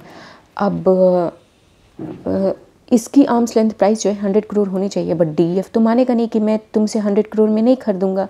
ये बोलेगा कि मुझे 80 में दो, 70 में दो, 60 में दो, ऐसे बोलेगा। अब हुआ क्या, ABC और DEF ने क्या किया, DEF ने अपनी एक यहाँ पे डमी एंटिटी खोल ली XYZ, और इसने इसको कहा मुझे बेचोगे तो 100 करोड़ लग जाएगा, तुम्हारा TP का प्रोविज़न लग जाएगा। एक काम करो, XYZ को बेच दो, और XYZ को तुम 50 करोड़ में बेच देना। कहीं से यहाँ पे लॉ में हमें छूट मिल जा रही है कि जहाँ पे हम XYZ को बेच सकते हैं। अब इसने XYZ को बेच दिया 50 करोड़ में। अब ये जो यहाँ पे 50 करोड़ का आया, आगे ALP तो 100 करोड़ थी, बट यहाँ पे 50 करोड़ आ गया। अब ये XYZ जो है ये आगे DEF को ट्रांसफ़र कर देगा अपना गुड्स, चाहे जो भी करे, 60 करोड़ कर ले या फिर 55 में ट्रांसफ़र कर ले। बट हुआ क्या, जो DEF चाहता था, जो प्राइस को कंट्रोल करना चाहता था, वो यहाँ पे मैनिपुलेशन हो गया कि डायरेक्ट तो नहीं हुआ TP प्रोविज़न की वजह से, बट XYZ को बेच दिया, XYZ को 50 में बेचा, और 50 XYZ से आगे DEF को हो गया। तो सबसेक्शन 2 हमारा बोलता क्या है, सबसेक्शन 2 बोलता है कि अगर इस दोनों के बीच ट्रांजैक्शन नहीं हुआ, ABC एंड DEF के बीच ट्रांजैक्शन नहीं हुआ, अगर ABC और XYZ के बीच ट्रांजैक्शन हो रहा है और ये प्रूफ हो जाता है, ये प्रूफ हो जाता है कि ABC और XYZ को, मान लो ये एसोसिएटेड एंटरप्राइजेज है तो TP का प्रोविज़न लग जाएगा। यहाँ पे एसोसिएटेड एंटरप्राइजेज है ही नहीं, XYZ और इंडिया का कोई, XYZ और ABC का कोई एसोसिएशन कहीं से नहीं बन रहा। तो अगर हम मान ले इसने इसको 50 करोड़ में बेचा तो TP का प्रोविज़न तो नहीं अप्लाई होगा। Understood my point. अब 50 करोड़ में बेचा, TP का प्रोविज़न नहीं अप्लाई होगा, आगे XYZ ने ट्रांसफ़र कर दिया। और अगर ये प्रूफ हो जाता है कि ये जो एग्रीमेंट हुआ है, इस एग्रीमेंट का कंट्रोल, इस एग्रीमेंट को कंट्रोल किया है प्राइस डिटरमाइन, या फिर एग्रीमेंट के टर्म्स एंड कंडीशन को कंट्रोल किया है किसने, DEF ने, तो हम ऐसा मान लेंगे कि ABC and XYZ are associated enterprises. I hope you understood this point. ये आपको बोलता है section 92B subsection 2, where in respect of a transaction enter into by enterprises with a person other than AP, herein refer to as other person other than AP। जो XYZ है वो AP नहीं, associate enterprises नहीं है, other than AP मतलब XYZ is other person. हम AP के साथ ट्रांजैक्शन नहीं कर रहे हैं, हम किसी अदर पर्सन के साथ ट्रांजैक्शन कर रहे हैं। और कोई प्रायर एग्रीमेंट हो जाता है, किन के बीच, रेलिवेंट ट्रांजैक्शन, इस एग्रीमेंट के लिए, इस ट्रांजैक्शन के लिए, ABC और XYZ के ट्रांजैक्शन के लिए एक एग्रीमेंट हो जाता है between other person and AP। Other person कौन हो गया, XYZ, और DEF के बीच अगर कुछ एग्रीमेंट हो जाता है कि देखो ABC तुम्हें जो गुड्स है, DEF और XYZ के बीच ट्रांजैक्शन होता है, ट्रांजैक्शन में DEF बोलता है कि ABC तुम्हें गुड्स बेचेगा 50 में, आगे तुम मुझे फॉरवर्ड करोगे 55 में, इससे ज़्यादा पैसा नहीं लोगे। और जो टर्म्स एंड कंडीशन है इस ट्रांजैक्शन को, वो डिटरमाइन कर रहा है, कौन कर रहा है, एसोसिएटेड एंटरप्राइजेस। तो फिर ABC and XYZ become AP। I hope understood this point. आगे मैं नहीं पढ़ूंगी, आप खुद डिटेल में पढ़ लेना। अब हमारा सेक्शन शुरू होता है, section 92C, very important section. Section 92 बोलता है कि मैंने आपको 6 मेथड बताए हुए हैं, 1 2 3 4 5 6 मेथड आर प्रेस्क्राइब, जिसमें आप इनमें से किसी एक मेथड को लेकर के ALP निकाल लेना, और जो आपका जो भी एक्चुअल ट्रांजैक्शन प्राइस है या फिर जो आपका ALP है, देख लेना दोनों में से जो भी हायर होगा, नॉट हायर बिकॉज एक्सपेंस के केस में तो उल्टा हो सकता है ना, दोनों में से जो भी प्रोविज़न के अकॉर्डिंग सुटेबल होगा, आप उस ट्रांजैक्शन को ALP पे रिकॉर्ड कर लेना। अब हम धीरे धीरे करके टोटल 6 मेथड को पढ़ेंगे। चलो मैं आपको ना, because I want to make this class as a revisionary class, but मैं ये भी चाहती हूँ कि आपका कंसेप्ट क्लियर हो जाए, ऐसा नहीं लगे आपको कि ये सिर्फ एक रिविजनरी क्लास थी। रिविजनरी क्लास में क्या होता है कि मुझे सब कुछ मालूम है, मतलब I am a teacher, I have the complete understanding of the topic, और आपको क्या है, आपको भी कुछ चीज़ें मालूम है, मुझे सिर्फ आपको रिकॉल करानी है। But I don't want to make this a recall class, I want to make this a recall class as well as मैं आपको ये भी चाहती हूँ कि आपकी अंडरस्टैंडिंग भी हो जाए, क्योंकि हो सकता है कि आप किसी टॉपिक को कम्प्लीटली भूल चुके हो, तो मैं उस अंडरस्टैंडिंग को भी लेके साथ में चलती हूँ। तो सबसे पहला हमारा मेथड है कप मेथड। अब कप मेथड में और एक बात को ध्यान रखना, जब मैं बोलती हूँ अंडरस्टैंडिंग भी साथ में लेकर के चलती हूँ, तो मैं ये टेक्स्ट नहीं पढ़ने वाले हूँ अनटिल एंड अनलेस मुझे ज़रूरत न लगे, मैं टेक्स्ट नहीं पढ़ूंगी। रीज़न भी, अगर मैं टेक्स्ट पढ़ने लगी ये रेगुलर क्लास बन जाएगी और लेंथ बहुत बड़ा हो जाएगा। पहला है हमारा कप मेथड। कप मेथड आपका ये बोलता है, चलो सेम एग्जाम्पल ABC जो कि इंडियन एंटिटी होती है हमारी एग्जाम्पल में, एंड हियर इज़ XYZ। अब हुआ क्या, अब ABC और XYZ के बीच अगर कोई ट्रांजैक्शन होगा, now this transaction prices will be rigged, reason being XYZ जो है वो ABC को कंट्रोल कर रहा है। बट ABC यहाँ पे एक्सपोर्ट करती है एक यूनिट, अपना कुछ बनाती है, बॉटल्स बनाती है, सपोज फॉर एग्जांपल बॉटल्स बनाती है, या एक बॉटल का दाम जो है वो आपको 500 रुपये पड़ता है और ये एक्सपोर्ट कर देती है। बट ABC जो है वो एक थर्ड पार्टी को भी, यहाँ पे XYZ ये पार्टी जो है ऑस्ट्रेलिया में बैठी हुई है, इस ऑस्ट्रेलियन पार्टी को ये 700 रुपीज़ में एक्सपोर्ट करती है। नाउ आपका कप मेथड क्या बोलता है, आप ABC हो, ठीक है, जब आप TP का रिपोर्ट फाइल करोगे, जब आप इसको अपने इनकम टैक्स में इन ट्रांजैक्शन को डिस्क्लोज कर रहे होगे, तो आपको ALP चाहिए कि मैं ABC हूँ, मेरा XYZ ये है, और प्रोविज़न के according ABC and XYZ now have become associated enterprises, तो मेरी ये जो ट्रांजैक्शन है वो एक्चुअली कितने प्राइस पे रिकॉर्ड होगी। सिंपल सी बात है, वो बोलता है कि आपने इसको तो 500 में किया, आप देख लेना कि सिमिलर सेम चीज़ जो आप बेच रहे हैं वो आपने किसी थर्ड पार्टी को, किसी अनरिलेटेड पार्टी को कितने में बेचा है। मैंने देखा 700 में बेचा है, मान लो एक ही यूनिट सेल किया है, सपोज फॉर एग्जांपल बहुत सिंपल रखते हैं, 1 यूनिट सेल किया है, एक ही यूनिट, इनका जो PNL है ना उसमें जो ये एक्सपोर्ट वाली, ये जो AP वाली ट्रांजैक्शन एसोसिएटेड एंटरप्राइजेज के लिए जो रेवेन्यू रिकॉर्डेड है वो 500 रुपये ही रिकॉर्डेड है। तो कप मेथड हमारा बोलता है कि इसको 500 पे मत रिकॉर्ड करना, आप थर्ड पार्टी जो कि अनरिलेटेड पार्टी हो उसको उठा के देखना कि आपने उसको कितने में बेचा है। अगर आपने उसे 700 में बेचा है तो यहाँ पे जो आपका रेवेन्यू रिकॉर्ड होगा, that revenue would be of 700 rupees, not of 500 rupees. I hope you understood this point, that's it. इतना ही आपका कप मेथड बोलता है। Under this method the price charge paid for property transfer services provider under any और transaction should be identified. जो भी uncontrol transaction है, जैसे 700 रुपये आइडेंटिफाई करने हैं। फिर adjustment on account for difference between the international transaction and CUP transaction और between enterprises entering into such transaction which could materially affect the price in open market can be made. अब देखो second point मैं आपको बताती हूँ।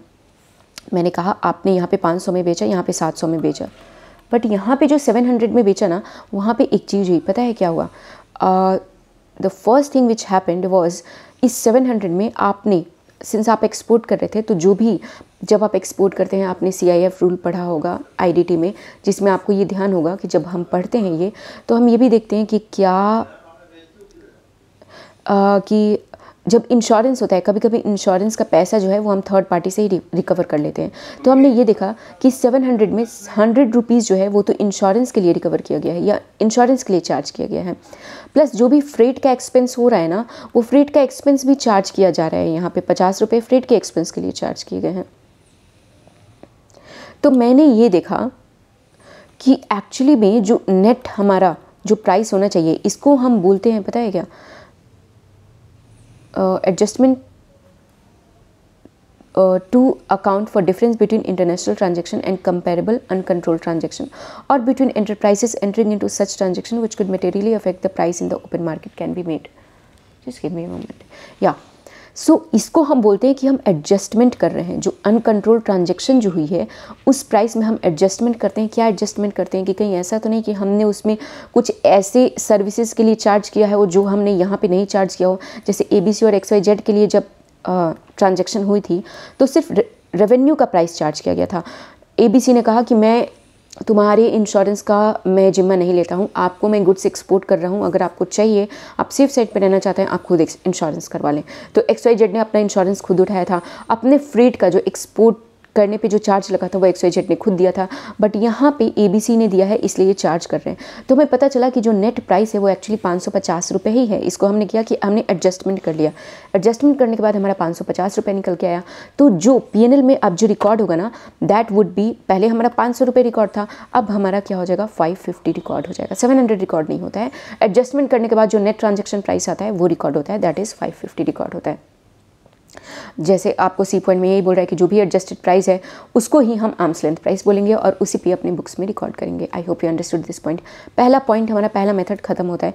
Second method है हमारा resale price method. अब रीसेल प्राइस मेथड में होता क्या है, अगर आप ये ध्यान रखेंगे ना कि किस टाइप के ट्रांजैक्शन पे मतलब इस टाइप की ट्रांजैक्शन है तो कौन सा हमारा मेथड लग रहा है, तो भी आप इसको क्रैक कर पाएंगे कि कहाँ पे हम कौन सा मेथड लगाएंगे। अब ABC है एंड DEF है। रीसेल प्राइस मेथड आपको ये बोलता है यहाँ पे ऐसे ट्रांजैक्शन होते हैं जहाँ पे ये जो एसोसिएटेड एंटिटी है जो कि इंडिया में बैठी हुई है या आपकी इंडियन एंटिटी है और ये आपकी USA वाली एंटिटी है, ये क्या करती है, इंडियन एंटिटी ये इंपोर्ट करती है, कुछ सामान खरीदती है और फिर इस सामान को क्या करती है, आगे बेच देती है। ये इसमें अपना कुछ वैल्यू एडिशन नहीं करती है या आगे रीसेल कर देती है।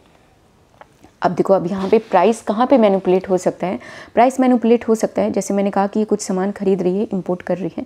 अब मान लो कि चलो इस पेन का एग्जांपल ही ले लेते हैं। ये पेन जो है, ये पेन मान लो ₹200 का मिलता है, बट जब DEF ABC को सामान दे रही होगी तो क्या वो 200 पे देगी? नहीं, वो बोलेगी तुम मुझे 300 रुपये दो एक सामान के, एक पेन का, तो मुझे 300 रुपीज़ दो। ओके, सो अब होगा क्या, अगर 100 यूनिट लिया है ABC ने तो 300 × 100 30,000 रुपीज़ उसको देना पड़ेगा, बट एक्चुअली में होना चाहिए कितना, होना चाहिए 20,000 रुपीज़। तो यहाँ पे ये जो इंपोर्ट का प्राइस है वो मैनिपुलेट हो रहा होगा। अब चलो एक सिंपल सा एग्जांपल लेते हैं, कंसेप्ट को समझते हैं।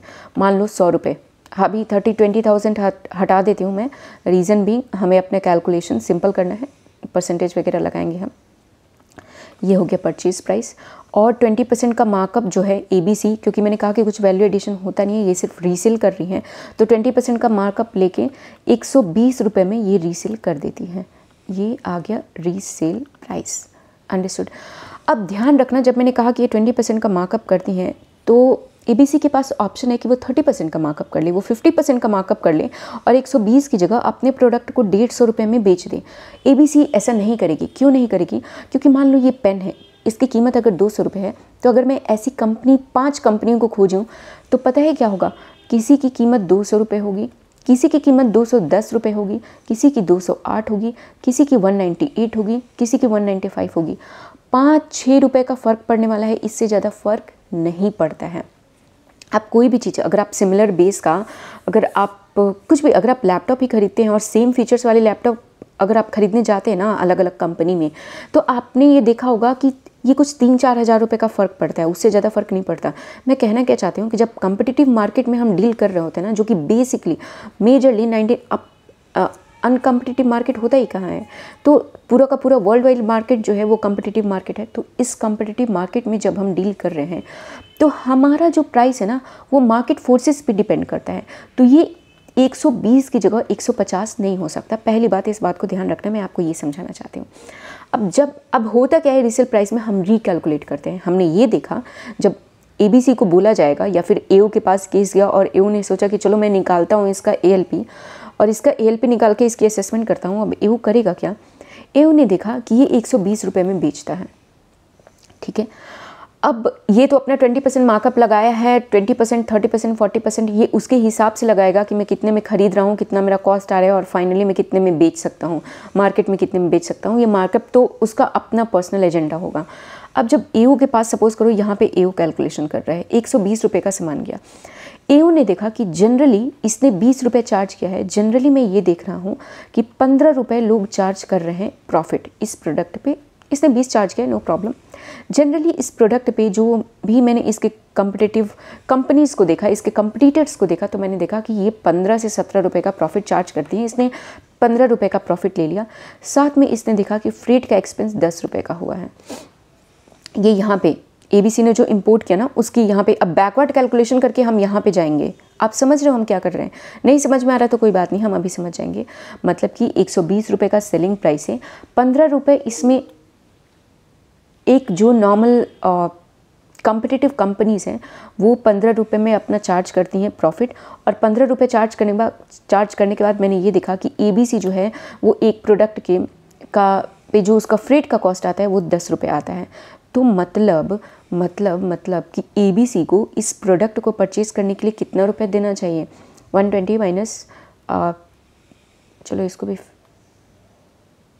इधर 10 बना लेती हूँ, 100 कर देती हूँ, ठीक है। 10 120 आपके पास आ गया ये 100 रुपीज़। मतलब यहाँ पे ये हुआ कि इस प्रोडक्ट को इंपोर्ट करने का एक्चुअल जो प्राइस देना चाहिए, जो होना चाहिए, वो प्राइस होना चाहिए 100 रुपीज़, जबकि जो इंपोर्ट हुआ है, सपोज़ करो, मान लो, इधर इस पे मत जाना, बहुत ज़्यादा इन चीज़ों पे मत घुसना, यहाँ पे मैंने 100 ही लिखा था। तो ऐसा करते हैं हम, इसको हम बना लेते हैं 150, कि जो बेचा जा रहा है वो 150 में बेचा जा रहा है। अच्छा छोड़ो, लेट्स कम हियर। जो सेलिंग प्राइस है, परचेज प्राइस हमारा 100 रुपीज़ था। चलो यहाँ पे आते हैं, परचेज प्राइस हमारा 100 रुपीज़ था। अब 50% का प्रॉफिट इसमें ये करते हैं, 50 रुपये अपना मार्कअप चार्ज करते हैं और 150 रुपये में बेच देते हैं। Understood my point? यहाँ पे आपको अच्छे से समझ में आएगा। यहाँ 100 सेम हो जा रहा था तो आप हो सकता है कन्फ्यूज़ हो गए। अब मैंने क्या देखा, मैंने ये देखा कि 100 रुपये में तो उसने परचेज़ किया। मैंने ये देखा कि जो कंपनी है वो जनरली जो अपना प्रॉफिट का, इसने तो 50 रुपये प्रॉफिट चार्ज किया है, बट जनरली ये जो कंपनीज़ हैं वो 60 रुपीज़ अपना प्रॉफिट का चार्ज करते हैं। और इस यहाँ पे इस कंपनी ने, ABC कंपनी ने जब इंपोर्ट किया ना, तो इंपोर्ट करने के बाद से कुछ 10 रुपये का, कुछ फ्रेट का एक्सपेंस, ये प्रॉफिट है आपका, ये फ्रेट का एक्सपेंस है, ये प्रॉफिट जनरली कंपनीज चार्ज करती हैं, ये इसका फ्रेट का एक्सपेंस हो गया। और मान लो कि कुछ हल्का फुल्का एडवर्टीज़मेंट करवाया है अपने प्रोडक्ट का, 10 रुपये उस पर भी चार्ज किया है, तो कितना हो गया, 60, 70, 80, 150 माइनस 70 रुपीज़ आ गया। ठीक, अब हमने ये देखा, ये हमारा नेट प्राइस निकल के आ गया।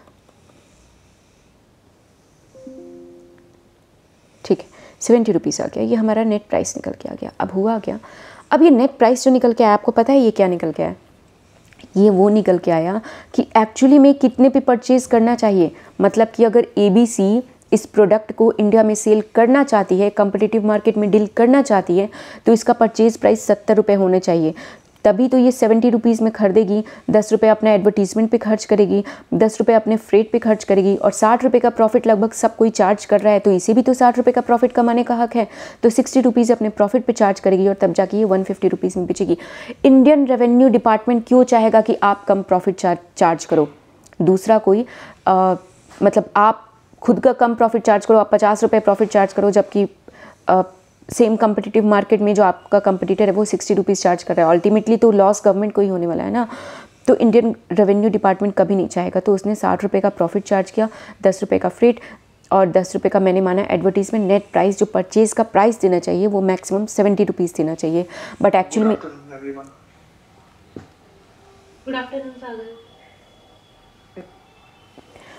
में इसने दिया कितना है? इसने दिया है 100 रुपीज़। तो जो 30 रुपीज़ है, और मैंने माना था कि 100 रुपये जो है, 100 यूनिट जो है वो इंपोर्ट करके आई हुई हैं, तो 30 rupees, ₹30 each unit for 100 unit, 3000 rupees जो है, जब इसका PL बन रहा होगा ना, जब ABC का PL बन रहा होगा, तो हम 3000 रुपीज़ ऐड बैक कर देंगे। मैंने एक सिंपल एग्जांपल लेके, यहाँ पे ये 3000 आपको दिख रहा है, बट एक्चुअली में ये करोड़ों में एडिंग बैक होता है।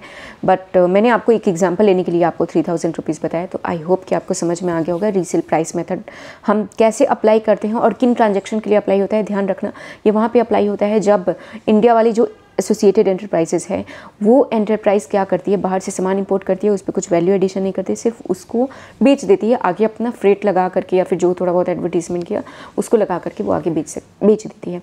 I hope you understood this. Next up we have this cost plus method. अब इसमें होता क्या है, हम लेते हैं पूरा का पूरा डायरेक्ट कॉस्ट प्लस हम करते हैं इनडायरेक्ट कॉस्ट। मान लो ये आ गया रुपीज़ आपका 1000 एंड ये 1000 रुपीज़, सॉरी 100 लिखा है, ये आपका 1000 रुपीज़ आ गया। अब हमने इस पे मार्कअप लगाया 50% और 1500 रुपीज़ में हम इसे बेच रहे हैं। बट हमने देखा कि सेम कम्पिटिटिव मार्केट में जो है, जो हमारा कंपटीटर है वो 60% मार्कअप के साथ बेचता है। तो हमें कॉस्ट प्लस में करना क्या होता है, हमारा डायरेक्ट और इनडायरेक्ट कॉस्ट हमें पता है, हमें निकालना क्या है, हमें निकालना है ALP। चाहे आप कुछ भी हो, आप AO हो या फिर आप SSC हो, आप रिपोर्ट कर रहे हैं उस समय अगर आप ALP निकालना चाहें, या फिर अगर आप AO हो तो भी आपको SSC का डायरेक्ट और इनडायरेक्ट कॉस्ट पता होगा। और अब क्या करना होगा, आपको देखना होगा प्रॉफिट यहाँ पे मैनिपुलेट हो सकता है, ठीक, क्योंकि ऑब्वियसली एक प्रोडक्ट को बनाने में जो खर्चा लगेगा वो तो लगेगा ही ना, उसमें कहीं पे थोड़ी मैनिपुलेट किया जा सकता है। बट यहाँ पे हम प्रॉफिट को मैनिपुलेट कर सकते हैं। और ये हो सकता है कि मान लो हम यहाँ पे 1500 रुपये एक यूनिट का दिखा रहे हैं कि 1500 रुपीज़ हम चार्ज कर रहे हैं, बट एक्चुअली होना चाहिए 2000 रुपीज़। और हमारी जो इंडियन एंटिटी ABC है उसको ज़्यादा रेवेन्यू रिकॉर्ड करना चाहिए, बट कम प्रॉफिट चार्ज करके ये सिर्फ 1500 रुपये ही रिकॉर्ड करती है। तो हमें सही क्या करना है, हमें सही करना है प्रॉफिट। जो बेस होता है कॉस्ट प्लस का वो यही होता है। तो हम अपनी सिमिलर इंडस्ट्री के पास गए, 60% हमने देखा कि हमारा कंपटीटर जो है वो 60% प्रॉफिट के साथ चार्ज करता है। बट जैसे मैंने आपको ऊपर भी बताया था कि जो भी फंक्शनल डिफरेंसेस होते हैं, फंक्शनल डिफरेंस मतलब जब मैं आपको सबसे पहला मेथड बता रही थी, कप मेथड बता रही थी, तब मैंने आपको बोला था कि आप 8 रुपये उसमें से लेस कर देंगे क्योंकि वो आपको फ्रेट के लिए लगा था। आपने इंश्योरेंस बियर किया था थर्ड पार्टी का, इसलिए आपने ज़्यादा पैसा चार्ज किया था। तो वो सब जो फंक्शनल डिफरेंसेस है, जैसे मान लो यहाँ पे मैंने कहा कि जो थर्ड पार्टी है वो 60% प्रॉफिट पे चार्ज करती है, बट ये 60% प्रॉफिट को अब हमें कुछ एडजस्टमेंट करना पड़ेगा। एडजस्टमेंट किस टाइप का, ये मैं आपको सिखाती हूँ। देखो, मे बी पॉसिबल हो सकता है कि ये जो हमारी थर्ड पार्टी वाली ये जो हमारी एंटिटी है, उस एंटिटी का हमें बहुत, जो हमारी एसोसिएट एंटरप्राइजेस हैं वहाँ से हमें बहुत ही बल्क ऑर्डर आता है। और बल्क ऑर्डर आता है तो ऑब्वियसली आप क्या करते हैं, आप कम प्राइस चार्ज करते हैं।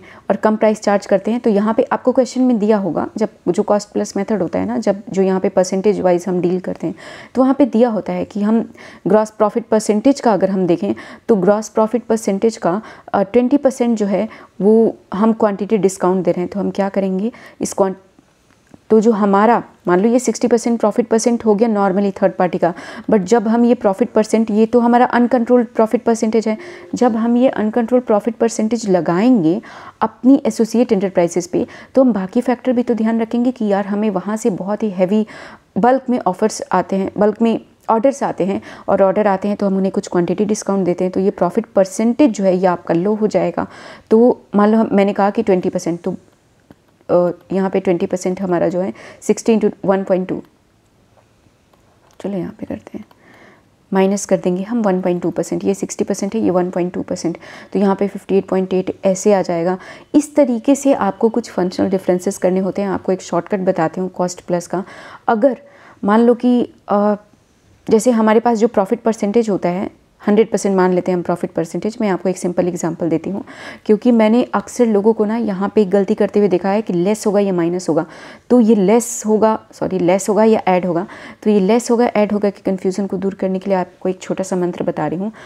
अगर आप देखो कि 100% ये तो हमारा हो गया, क्या हो गया हमारा, ये प्रॉफिट परसेंटेज हो गया, ये अनकंट्रोल प्रॉफिट परसेंटेज हो गया जो हमने थर्ड पार्टी को बेचा है। अब हमें इसमें एडजस्टमेंट करनी है। जितना भी बेनिफिट आपको प्रॉफिट परसेंटेज दिया होगा कि जो हमारा प्रॉफिट परसेंटेज है उसका कितना परसेंट हम क्या कर रहे हैं, जितना भी बेनिफिट हम दे रहे होंगे अपने एसोसिएट एंटरप्राइजेस को, जो बेनिफिट हम दे रहे होंगे अपने एसोसिएट एंटरप्राइजेस को, वो सारे बेनिफिट को हम लेस करते हैं। जैसे मैंने आपको कहा कि हम डिस्काउंट दे रहे हैं, तो वो डिस्काउंट मान लो 20% आता है तो वो हम लेस करेंगे। जैसे मैंने आपको कहा कि हम वहाँ से क्या करते हैं कि हमारे वहाँ से कुछ टेक्निकल, हमें उसके लिए कुछ पैसे तो चार्ज नहीं होते, बट हमें कुछ टेक्निकल नॉलेज मिल जाती है। तो उस टेक्निकल नॉलेज हमें मिल रही होगी तो ऑब्वियसली हम उस पार्टी को, मान लो अगर वो एसोसिएट एंटरप्राइजेस नहीं होती, अगर कोई थर्ड पार्टी है जहाँ से आप सेल तो कर रहे हैं, साथ के साथ आपको कुछ टेक्निकल हेल्प मिल जा रही है, तो आप उससे ना जितना भी आप अदरवाइज़ जो सेल करते होंगे, अगर सबसे आप 100 रुपये चार्ज करते होंगे तो आप उससे 90 रुपये चार्ज करेंगे, क्योंकि आपको पता है कि यहाँ से आपको कुछ अदर बेनिफिट भी मिल रहा है। तो मैं आपको बोल रही हूँ कि थर्ड पार्टी का आप प्रॉफिट परसेंटेज ले लो, और जितना भी आपको अदर आप बेनिफिट दे रहे हैं, क्या कर रहे हैं, जितना भी आप बेनिफिट दे रहे हैं किसको, अपने एसोसिएट एंटरप्राइजेस को, वो सारे परसेंटेज को लेस कर दो। जैसे यहाँ पे क्वांटिटी डिस्काउंट दे रहे हैं, या फिर हो सकता है हम कुछ टेक्नोलॉजी में हमें कुछ बेनिफिट रिसीव हो रहा हो, उसके लिए हमारा 10% का कुछ ग्रॉस प्रॉफिट का 10% हमें बेनिफिट रिसीव हो रहा हो, तो ये बेनिफिट भी हम लेस कर देंगे। इस तरीके से जो भी हम बेनिफिट देते हैं उस बेनिफिट को हम लेस कर देते हैं, और जो भी मतलब नुकसान तो नहीं होता है, जो बेनिफिट देते हैं उसे हम लेस कर देते हैं। बट अगर इस पार्टी को, जैसे मैंने कहा कि थर्ड पार्टी को अगर हमने कोई बेनिफिट दिया है, दो ही टाइप का आपको क्वेश्चन आएगा, या तो आपको ये आ रहा होगा, आपको थर्ड पार्टी का प्रॉफिट परसेंटेज दिया होगा और आपको कुछ बेनिफिट दिया होगा कि हम जो हमारा एसोसिएट एंटरप्राइजेस हो, प्राइजेस है उसे हम ये बेनिफिट रिसीव करते हैं, उसके लिए आपको परसेंटेज दिया होगा, तो उन परसेंटेज को आप लेस कर देंगे। बट अगर कुछ थर्ड पार्टी को आप बेनिफिट दे रहे हैं और उसके लिए कुछ परसेंटेज दिया है तो वो परसेंटेज आप ऐड कर देंगे, क्योंकि वो आपने जो डिस्काउंट दिया था वो थर्ड पार्टी को दिया था। एसोसिएट एंटरप्राइजेस को तो आपको वो डिस्काउंट देने की ज़रूरत है नहीं, तो वो आप उसको ऐड कर देंगे। आई hope you understood my point. नहीं अंडरस्टूड तो कोई बात नहीं, रिपीट करके देखिए, आपको समझ में आ जाएगा। एंड देन हमारा जो है एक अनकंट्रोल प्रॉफिट परसेंटेज आ जाएगा। मान लो ये अनकंट्रोल प्रॉफिट परसेंटेज जो है वो 70% आ गया, और मैंने कहा 1000 रुपये आपका जो है direct cost and indirect cost मिल के आया, तो आप 70% 700 रुपये का आपका प्रॉफिट आ जाएगा। और आपको actually 1700 rupees for each unit at the rate 100 unit का मैं अगर आपको बात करूँ कि आपने 70 यूनिट एसोसिएट एंटरप्राइजेस को बेचा है, तो आपका जो रेवेन्यू रिकॉर्ड होना चाहिए वो 1,70,000 रुपये होना चाहिए। जबकि आपने रिकॉर्ड कितना किया था, हमने यहाँ पे लिया था ना सिर्फ 1500 रुपये रिकॉर्ड किया था, 1,50,000 रिकॉर्ड किया था, तो आपका जो एडिशन हो जाएगा वो 20,000 का हो जाएगा। आई होप कि आपने कॉस्ट प्लस समझ लिया हो। नेक्स्ट है हमारा प्रॉफिट स्प्लिट मेथड, और मैं आपको यहाँ पे नीचे समझा देती हूँ, या साइड में हमारे पास यहाँ पे है जगह। अब प्रॉफिट स्प्लिट मेथड जो है वो आपको ये बोलता है, जैसे यस आपका यूएसए में एक एंटरप्राइज है, जैसे मैं हमेशा एग्जांपल देती हूँ, DEF इज़ इन यूएसए, और आपका ABC है, this ABC is in India, and this XYZ we have which is in Japan. ठीक, अब ये क्या है, ये तीनों एक तरीके से बोलो एसोसिएट एंटरप्राइजेज है या फिर सबसी है, जो भी बोलो, मतलब इंडिया हमें ये क्या लेना, इससे हमें तो कुछ लेना देना है नहीं। अगर इसका ये एसोसिएट एंटरप्राइजेज है तो ये दोनों भी एसोसिएटेड बन गए। अगर ये एसोसिएट हो या फिर उस लॉ के हिसाब से ये सबसी बन रही हो या फिर JV बन रहा हो, जो भी, हमें सिर्फ अपने लॉ में देखना है। तो मैंने क्या देखा कि यूएसए में हमारी जो DEF लिमिटेड है ना, उसको एक कॉन्ट्रैक्ट मिला। कॉन्ट्रैक्ट बहुत हैवी अमाउंट का था, कॉन्ट्रैक्ट जो है वो 1000 करोड़ का कॉन्ट्रैक्ट था। और ये 1000 करोड़ के कॉन्ट्रैक्ट को करने के लिए हमने ये देखा कि यार इंडिया में ना, आपको पता है लेबर बहुत चीप है, मतलब अभी भी जो भी चाहे वो IT फर्म्स हो गए जो इंडिया में खुले हैं, या फिर ऑडिट के भी बहुत सारे फर्म्स, ऑफशोर एंटिटीज़ आपको पता ही है, बिग 4 की जितनी भी इंडिया एंटिटीज़ हैं, same to same offshore entity भी है। तो ऑफशोर के लिए भी यहाँ पे ब्रांचेस खुले हैं, रीज़न बीइंग यहाँ पे आपको लेबर बहुत कम रेट में मिल जाते हैं। तो अब हुआ क्या, इंडिया में हमने देखा कि यार ये 1000 करोड़ का हमें इतना बड़ा कॉन्ट्रैक्ट मिला है, और इंडिया में जो है हमें दो चीज़ें हो रही हैं। एक तो हमें एम्प्लॉय पे कॉस्ट बहुत कम लगता है, दूसरा लेबर बहुत स्किल्ड है। तो इस वजह से इस 1000 करोड़ को कॉन्ट्रैक्ट को कंप्लीट करने के लिए हमने सारे जो भी एम्प्लॉयज़ थे ना वो इंडिया से उठा लिए। XYZ लिमिटेड में आए, हमने जापान में देखा कि यार टेक्नोलॉजी कमाल की है वहाँ की, तो हमें जो टेक्नोलॉजी चाहिए ना इसके लिए, जो हमें माइक्रोचिप चाहिए या एक्सेट्रा जो भी चाहिए, वो सब हम जापान से लेकर के आ गए, और यहाँ पे फाइनली हमारा प्रोडक्ट बन के तैयार हो गया, और हमने ये 1000 करोड़ का कॉन्ट्रैक्ट डिलीवर कर दिया। अब देखो 1000 करोड़ हमें पैसे मिल गए। Now please pay attention. अब होता क्या है हमारे पास, मैंने ये देखा 1000 करोड़ का कॉन्ट्रैक्ट था, टोटल कॉस्ट मैंने निकाला कि तीनों कंपनी का टोटल कॉस्ट क्या लगा होगा। मैंने देखा कि 200 करोड़ का टोटल कॉस्ट लगा। हमारे पास टोटल आ गया, चलो यहाँ पे मैं ना 400 करोड़ ले लेती हूँ फॉर सिंप्लीफिकेशन। अब हमारे पास मैंने देखा कि 600 करोड़ का हमें नेट प्रॉफिट रियलाइज़ हो रहा है। क्या ये नेट प्रॉफिट सिर्फ यूएसए वाली एंटिटी का है? The answer is no. अब ये 600 करोड़ जो है वो तीनों एंटिटी में डिवाइड होगा, और तीनों एंटिटी में कैसे डिवाइड होगा, किसी भी रीजन से डिवाइड हो सकता है जिस तरीके से जिस प्रोपोर्शन में इन लोगों ने अपना कंट्रीब्यूशन किया है, अपना कॉस्ट एम्प्लॉय किया है, उस प्रोपोर्शन में डिवाइड हो जाए। जिस तरीके से इन लोगों ने जिस प्रोपोर्शन में अपना एसेट लगाया है इस कॉन्ट्रैक्ट को कंप्लीट करने के लिए, तो हो सकता है कि एसेट के बेसिस पे ये 600 करोड़ का प्रॉफिट डिस्ट्रीब्यूट हो, या फिर जो रिसोर्सेज हैं, अदरवाइज़ में मान लो कि टेक्नोलॉजी या फिर एम्प्लॉय की जो रिसोर्सेज हैं, वो रिसोर्सेज जिस तरीके से डिप्लॉय किए गए हैं उस तरीके से ये 600 करोड़ जो है वो डिवाइड हो जाए। तो प्रॉफिट स्प्लिट मेथड ना आपका सिर्फ इतना ही बात बोलता है कि आपको प्रॉफिट निकाल लेना है, और जिस बेसिस पे, मैं ये नहीं कह रही हूँ कि ये कोई फिक्स मेथड बताता है, नहीं, ये तो आपका एग्रीमेंट टू एग्रीमेंट डिपेंड करेगा ना कि हम क्या दे रहे हैं, एक ईच एंटिटी जो है वो किस तरीके से या क्या बेसिस सही होगा, तो ये एग्रीमेंट टू एग्रीमेंट डिफ़र करेगा।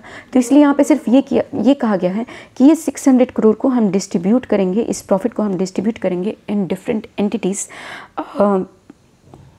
उनकी किस तरीके से उन्होंने रिसोर्सेज या एसेट डिप्लॉय किए हैं। I hope you understood this point as well. Last है, नहीं लास्ट नहीं है, second last, we have transaction net margin method. Next we have is this transaction net margin method. देखो होता क्या है ट्रांजैक्शन नेट मार्जिन मेथड में, मैंने कहा कि मैं ABC हूँ, कुछ आपको कॉस्ट प्लस के जैसा दिखेगा, बट कॉस्ट प्लस और ट्रांजैक्शन नेट मार्जिन में डिफरेंस क्या होता है कि वहाँ पे आपको डायरेक्ट और इनडायरेक्ट कॉस्ट पता है, प्लस आपको प्रॉफिट में एडजस्टमेंट करनी होती है। यहाँ पे भी प्रॉफिट में ही एडजस्टमेंट करना होता है। ये ABC है, ये DEF है। अब ABC के पास मान लो कॉस्ट जो है, ABC कुछ प्रोडक्ट बनाती है और प्रोडक्ट को बेच करती है। इसके कॉस्ट जो है वो 1000 रुपये का कॉस्ट आता है। सिंपल हम लेते हैं, मैं 100 इसलिए लेती हूँ बिकॉज़ कैलकुलेशन ईजी हो जाता है, मुझे समझाने में थोड़ा सही लगता है। और जो प्रॉफिट परसेंटेज है वो है मेरा 50% का। टोटल आ गया 500 रुपये हो गए, 1500 रुपये का हमारा सेलिंग प्राइस आ गया। अंडरस्टूड। अब ये 1500 रुपये का सेलिंग प्राइस आ गया। इस 1500 रुपये के सेलिंग प्राइस पे अगर मैं अगर मैं ए हूँ, सपोज़ करो कि मैं ए हूँ, तो मैं देखूँगा कि यार कितना परसेंटेज हम प्रॉफिट चार्ज कर रहे हैं। तो 500 डिवाइडेड बाई 1500, ठीक, ये जो भी XYZ जो भी परसेंटेज आ गया, यहाँ पे कुछ ये परसेंटेज आया, ठीक। अब मुझे लगा क्या कि यार ये जो प्रॉफिट परसेंटेज है, ये सब कंट्रोल्ड है। ये प्रॉफिट परसेंटेज जो है ना वो कंट्रोल है। चलो कॉस्ट तो कॉस्ट लग गया, उसमें हम कुछ ज़्यादा मैनिपुलेट नहीं कर सकते हैं, बट ये सारी चीज़ें ना, ये 1500 जो हम निकाले हैं ना, अगर मैं प्रॉफिट परसेंटेज की बात करूँ, ये कंट्रोल प्रॉफिट परसेंटेज है। यहाँ पे कुछ मैनिपुलेशन हुआ है, कुछ ये रिग्ड प्राइस है। तो हम लेंगे क्या, एक थर्ड पार्टी का प्रॉफिट परसेंटेज लेंगे, और उस थर्ड पार्टी का मान लो 60% प्रॉफिट परसेंटेज है, और उसमें हम फंक्शनल डिफरेंसेस को ऐड लेस करेंगे। मतलब कि अगर इस थर्ड पार्टी मतलब मैंने कहा कि ABC कंपनी है और एक XYZ कंपनी है जो कि इंडिया में ही ऑपरेट करती है और सेम प्रोडक्ट बनाती है, सेम प्रोडक्ट बेचती है, बट उसका जो प्रॉफिट का परसेंटेज है वो 60% है। तो वो 60% हम प्रॉफिट परसेंट लेंगे और उसमें हम करेंगे कुछ फंक्शनल डिफरेंसेस को हम एडलेस करेंगे। अब यह है क्या, अब मैंने आपको यहाँ पे मैं एक चीज़ बताना भूल गई थी। कॉस्ट आया 1000 रुपये, प्रॉफिट आया 500 रुपये, 1500 रुपये का प्रोडक्ट जो है, ये ABC जो है, दिस इज सेलिंग, एक्सपोर्ट हो रहा है DEF को। और यहाँ पे एक XYZ कंपनी है, ये भी अपना एक प्रोडक्ट बनाती है, सेम प्रोडक्ट बनाती है, बट उस पर जो प्रॉफिट चार्ज करती है वो 60% चार्ज करती है। अब चलो एक बार फिर से बता देती हूँ। ABC कुछ प्रोडक्ट बनाती है, 1000 रुपये का कॉस्ट लगता है, 500 रुपये का प्रॉफिट, 1500 रुपये उसका टोटल आता है, और ये 1500 रुपये में एक प्रोडक्ट जो है ये बेच देती है DEF को।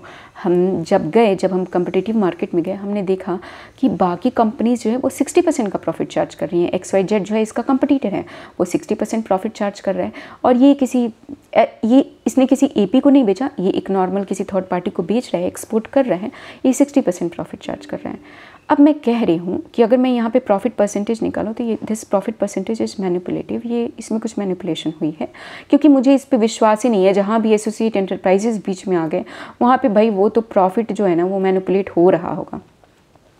मैंने 60% लिया, बट इस 60% में मुझे फंक्शनल डिफरेंसेस को एडजस्ट करने पड़ेंगे।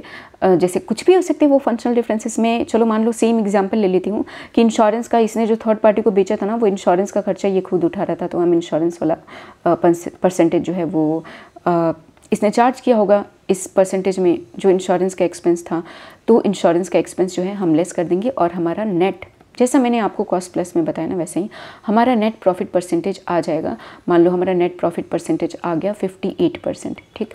तो अब हम क्या करेंगे कि 1000 रुपीज़ का कॉस्ट, 580 रुपीज़ का profit, and now this becomes 1580। हमारा 1500 रुपये सेलिंग प्राइस नहीं होना चाहिए, हमारा 1580 रुपीज़ सेलिंग प्राइस होना चाहिए। एंड देन इसके बाद से इसको हम 80 रुपीज़ हमारा एक्स्ट्रा हो रहा है। 80 रुपीज़, मान लो 100 यूनिट बेचा तो 100 unit, 80 rupees each for 100 unit, 8000 rupees जो है हम एडिशन कर देंगे और रिकॉर्ड कर देंगे। कहाँ पे रिकॉर्ड करेंगे? ABC की बुक में एडिशन कर देंगे। मतलब एडिशन कर देंगे का मतलब ये होता है कि आप प्रॉफिट में उतना अमाउंट ऐड कर देंगे। आई hope you understood this point. ये आपका 5th मेथड जो है वो ख़त्म हो गया। नाउ 6th, आपका ये 6th मेथड है जो कि बोलता है, मैंने आपको बोला था ना शुरू में कि 6 मेथड है। 6 मेथड में जो लास्ट मेथड है वो बोलता है कि कोई अदर मेथड अगर CBDT ने प्रिस्क्राइब किया है तो आप उस मेथड को फॉलो कर लेना। I will not go into detail of this. Next हम अपने आगे के पॉइंट पे बढ़ते हैं। अच्छा चलो मैं आपको एक रिकैप दे देती हूँ कि अभी तक हमने क्या पढ़ लिया। दैट्स इम्पॉर्टेंट है, क्योंकि मेरे साथ ऐसा बहुत होता था। आई डोंट नो कि बाकी लोगों के साथ ऐसा होता है या नहीं। मेरे साथ ऐसा बहुत होता था कि मैं पढ़ रही हूँ, मुझे स्पेशली क्लास में जब आप सेल्फ स्टडी कर रहे होते हैं ना तो आप डॉट्स को कनेक्ट कर पाते हैं, बट जब आप सेल्फ स्टडी नहीं कर रहे होते ना तो आपको उस समय जो पढ़ाया जाता है आप वो तो समझ में आता है, बट आपको वो शुरू की कहानी नहीं समझ में आ रही होती कि हमने कहाँ से शुरू किया था, मतलब हमने कहाँ से शुरू किया था, अब हम कहाँ पे पहुँचे, वो नहीं समझ में आता है। सो इसलिए मैं चाहती हूँ आपका एक रिकैप हो जाए। हम पढ़ रहे हैं ट्रांसफ़र प्राइसिंग का कंसेप्ट। मैंने आपको बताया सेक्शन 92 में कि टीपी का प्रोविज़न लगता कब कब है, जहाँ पे आपको ये पता चला कि जब भी इंटरनेशनल ट्रांजैक्शन 2 एसोसिएटेड एंटरप्राइजेस के बीच होती है तो टीपी का प्रोविज़न लगता है। और ये ज़रूरी नहीं कि ये सिर्फ रेवेन्यू के लिए ही हो, ये एक्सपेंस के लिए भी हो सकता है। फिर हम आए सेक्शन 92A पे, जहाँ पे हमने ये देखा कि एसोसिएटेड एंटरप्राइजेस का मतलब क्या होता है। जब हमने इसका मतलब समझ लिया तो हम आगे बढ़े और हमने फिर देखा कि इंटरनेशनल ट्रांजैक्शन का मतलब क्या होता है। इंटरनेशनल ट्रांजैक्शन का मतलब समझ में हम पढ़ने के बाद हमें ये समझ में आया कि अच्छा ये वाली ट्रांजैक्शन जब एसोसिएटेड एंटरप्राइजेस के बीच होंगी तो हमारा टीपी का प्रोविज़न लग जाएगा। जब हमने ये समझ लिया उसके बाद से हम ये आए टीपी के प्रोविज़न में। हमने एक चीज़ पढ़ा कि जहाँ भी टीपी का प्रोविज़न लगता है वहाँ पे जो रेवेन्यू या एक्सपेंस रिकॉर्ड होता है वो एक्चुअल ट्रांजैक्शन प्राइस पे रिकॉर्ड नहीं होता है, वो रेवेन्यू या एक्सपेंस जो है आर्म लेंथ प्राइस पे रिकॉर्ड होता है। अब हमने 92C में ये समझा कि आर्म्स लेंथ प्राइस होता क्या है, तो हमें ये पता चला कि कुछ नहीं, ये एक तरीके से एक मार्केट प्राइस ही होता है जो मार्केट से इन्फ्लुएंस होता है। बट इसको निकालने के 6 मेथड बताए गए हैं। SSC हो, ए हो, कोई भी हो, वो इन 6 मेथड से इन आर्म लेंथ प्राइस को निकाल सकता है। 6 मेथड हमने डिस्कस किया, 5 मेथड तो हमें समझ में आया। छठा मेथड जो था वो हमारा ये था कि CBDT कोई भी मेथड प्रेस्क्राइब कर सकती है और आपको उसको फॉलो करना पड़ेगा। अब हम आते हैं अपने नेक्स्ट टॉपिक पे। नेक्स्ट हमारा सेक्शन है सेक्शन 92BA, जो कि बात करता है स्पेसिफाइड डोमेस्टिक ट्रांजैक्शन की। सो जो मैंने आपको बताया था कि इंटरनेशनल ट्रांजैक्शन अगर हो रही हैं और ये इंटरनेशनल ट्रांजैक्शन 2 एसोसिएटेड एंटरप्राइजेस के बीच में हो तो आपका टीपी का प्रोविज़न लग जाता है। बट मैं आपको बोल रही हूँ कि यहाँ पे इंटरनेशनल ट्रांजैक्शन नहीं है, यहाँ पे डोमेस्टिक ट्रांजैक्शन है, और ये डोमेस्टिक ट्रांजैक्शन अगर हो रहा है तो फिर टीपी का प्रोविज़न लग जाएगा। अब हमें ये देखना है कि वो कौन कौन से डोमेस्टिक ट्रांजैक्शन है। सबसे पहला जो आपका डोमेस्टिक ट्रांजैक्शन है वो है सेक्शन 80A, जहाँ पे मैंने कहा ABC एक कंपनी है, इसके 2 यूनिट है, एक जम्मू एंड कश्मीर में है, एक बिहार में है। बिहार वाली यूनिट JNK वाली यूनिट को अगर कुछ इंटर यूनिट ट्रांसफ़र करती है तो यहाँ पे टीपी का प्रोविज़न लग जाएगा, क्योंकि JNK वाली यूनिट को क्या हुआ होगा, अगर आपको याद हो तो काफ़ी सारे बेनिफिट मिलते हैं। तो हो सकता है कि आपस में ये प्राइस मैनिपुलेट कर रही हों, और इसके लिए जब भी हम इंटर यूनिट ट्रांसफ़र करते हैं तो हम ऐसा नहीं है कि हम 1 रुपये पे ट्रांसफ़र कर दिया या फिर 100 रुपये पे ट्रांसफ़र किया, नहीं, जो भी हमारा आर्म्स लेंथ प्राइस है उस प्राइस पे ट्रांसफ़र करना पड़ेगा आपको, और उसी प्राइस पे ये रेस्पेक्टिव यूनिट्स जो हैं अपने बुक्स में रिकॉर्ड करेंगी। नेक्स्ट हमारा है 80IA ट्रांजैक्शन। आइए मैं आपको इसको समझाती हूँ। देखो मैं ना आपको सेकंड का एग्जांपल देती हूँ। एग्जांपल में ये है कि यहाँ पे एक 80IA की यूनिट है, राइट, और यहाँ पे नॉन 80IA यूनिट है। मैं हूँ मिस्टर A एक SSC है जिनकी एक 80IA की यूनिट है, नॉन 80IA यूनिट है। अब होगा क्या, मिस्टर A को पता है कि मैं यहाँ पे 2000 करोड़ प्रॉफिट दिखाऊँ या फिर 1000 करोड़ प्रॉफिट दिखाऊं, मुझे इसका तो डिडक्शन मिल जाने वाला है और यहाँ पे मेरा नेट प्रॉफिट जो है कुछ नहीं निकल के आने वाला है। ये मिस्टर A को पता है। अब मिस्टर A करेंगे क्या मैनिपुलेशन यहाँ पे, कि यहाँ पे वो सोचेंगे कि अपने एक्सपेंस को ज़्यादा दिखाएं, एक्सपेंस ज़्यादा होगा तो इनका प्रॉफिट जो है वो कम हो जाएगा, प्रॉफिट कम होगा तो टैक्स भी कम होगा। अब 80IA यूनिट से नॉन 80IA यूनिट में जो है कुछ गुड्स ट्रांसफ़र हो रहे हैं। अब जब ये गुड्स ट्रांसफ़र हो रहे हैं तो मान लो 100 रुपीज़ है, गुड्स की कीमत जो है वो 100 रुपीज़ है, बट एक्चुअली में गुड्स के लिए ना 1000 रुपये दिए जाएंगे। समझना बात को, 1000 रुपये दिए जाएंगे और 1000 रुपये दे करके एक्सपेंस को ज़्यादा दिखाया जाएगा, प्रॉफिट कम आ जाएगा, टैक्स ज़्यादा हो जाएगा। और यहाँ पे प्रॉफिट ज़्यादा होगा, कोई फ़र्क तो पड़ने वाला है नहीं। यहाँ पे मिस्टर ए को जितना भी मिस्टर ए ने जितनी भी अर्निंग करी है वो सारा का सारा यहाँ पे उनको डिडक्शन मिल जाने वाला है। अब यहाँ पे हम मिस्टर ए का एक पूरा प्रॉफिट का सिनेरियो बनाते हैं। हमने देखा कि 80IA यूनिट से मिस्टर ए को 1000 करोड़ का प्रॉफिट हुआ और जो नॉन 80IA वाली यूनिट थी इससे इनको 200 करोड़ का प्रॉफिट अराइज हुआ। टोटल प्रॉफिट जो हुआ वो इनको 1200 करोड़ का हो गया। अब 80IA का डिडक्शन मिल जाएगा 1000 करोड़ का और 200 करोड़ जो है इनका प्रॉफिट बन जाएगा। इस पे ये टैक्स दे देंगे। Understood my point. अब एओ जब इस केस की असेसमेंट करने बैठता है तो एओ देखता है कि यार ये 1000 करोड़ का प्रॉफिट तो काफ़ी इन्फ्लेट किया हुआ है, यहाँ पे जो है कुछ चीज़ें कम करने के लिए या फिर अदरवाइज़ किसी रीज़न से इस प्रॉफिट को बहुत ज़्यादा इन्फ्लेट किया हुआ है। जो एओ जो है, अब एओ अपना असेसमेंट कैसे करेगा? टोटल प्रॉफिट जो है उसने 1200 करोड़ का लिया। प्रॉफिट लेने के बाद से उसने देखा कि एक्चुअली में जो प्रॉफिट होना चाहिए वो 1000 करोड़ नहीं होना चाहिए 80IA यूनिट से, ये प्रॉफिट जो है 500 करोड़ होना चाहिए। तो अब जो है टोटल प्रॉफिट 1200 करोड़, बट जो डिडक्शन होगी ना 80IA वाली, वो डिडक्शन हो जाएगी 500 करोड़ की। यहाँ पे हम प्रॉफिट को नहीं छेड़छाड़ करेंगे, हम प्रॉफिट वैसे का वैसे ही रखेंगे। एसएससी को पेनलाइज किया जा रहा है ना कि तुमने गलती करी है तो अब तुम इस पे टैक्स दो, तुम इतना प्रॉफिट बेकार फालतू में ज़्यादा दिखा रहे हो, हम तुम्हें डिडक्शन एकदम एक्चुअल अमाउंट पे देंगे।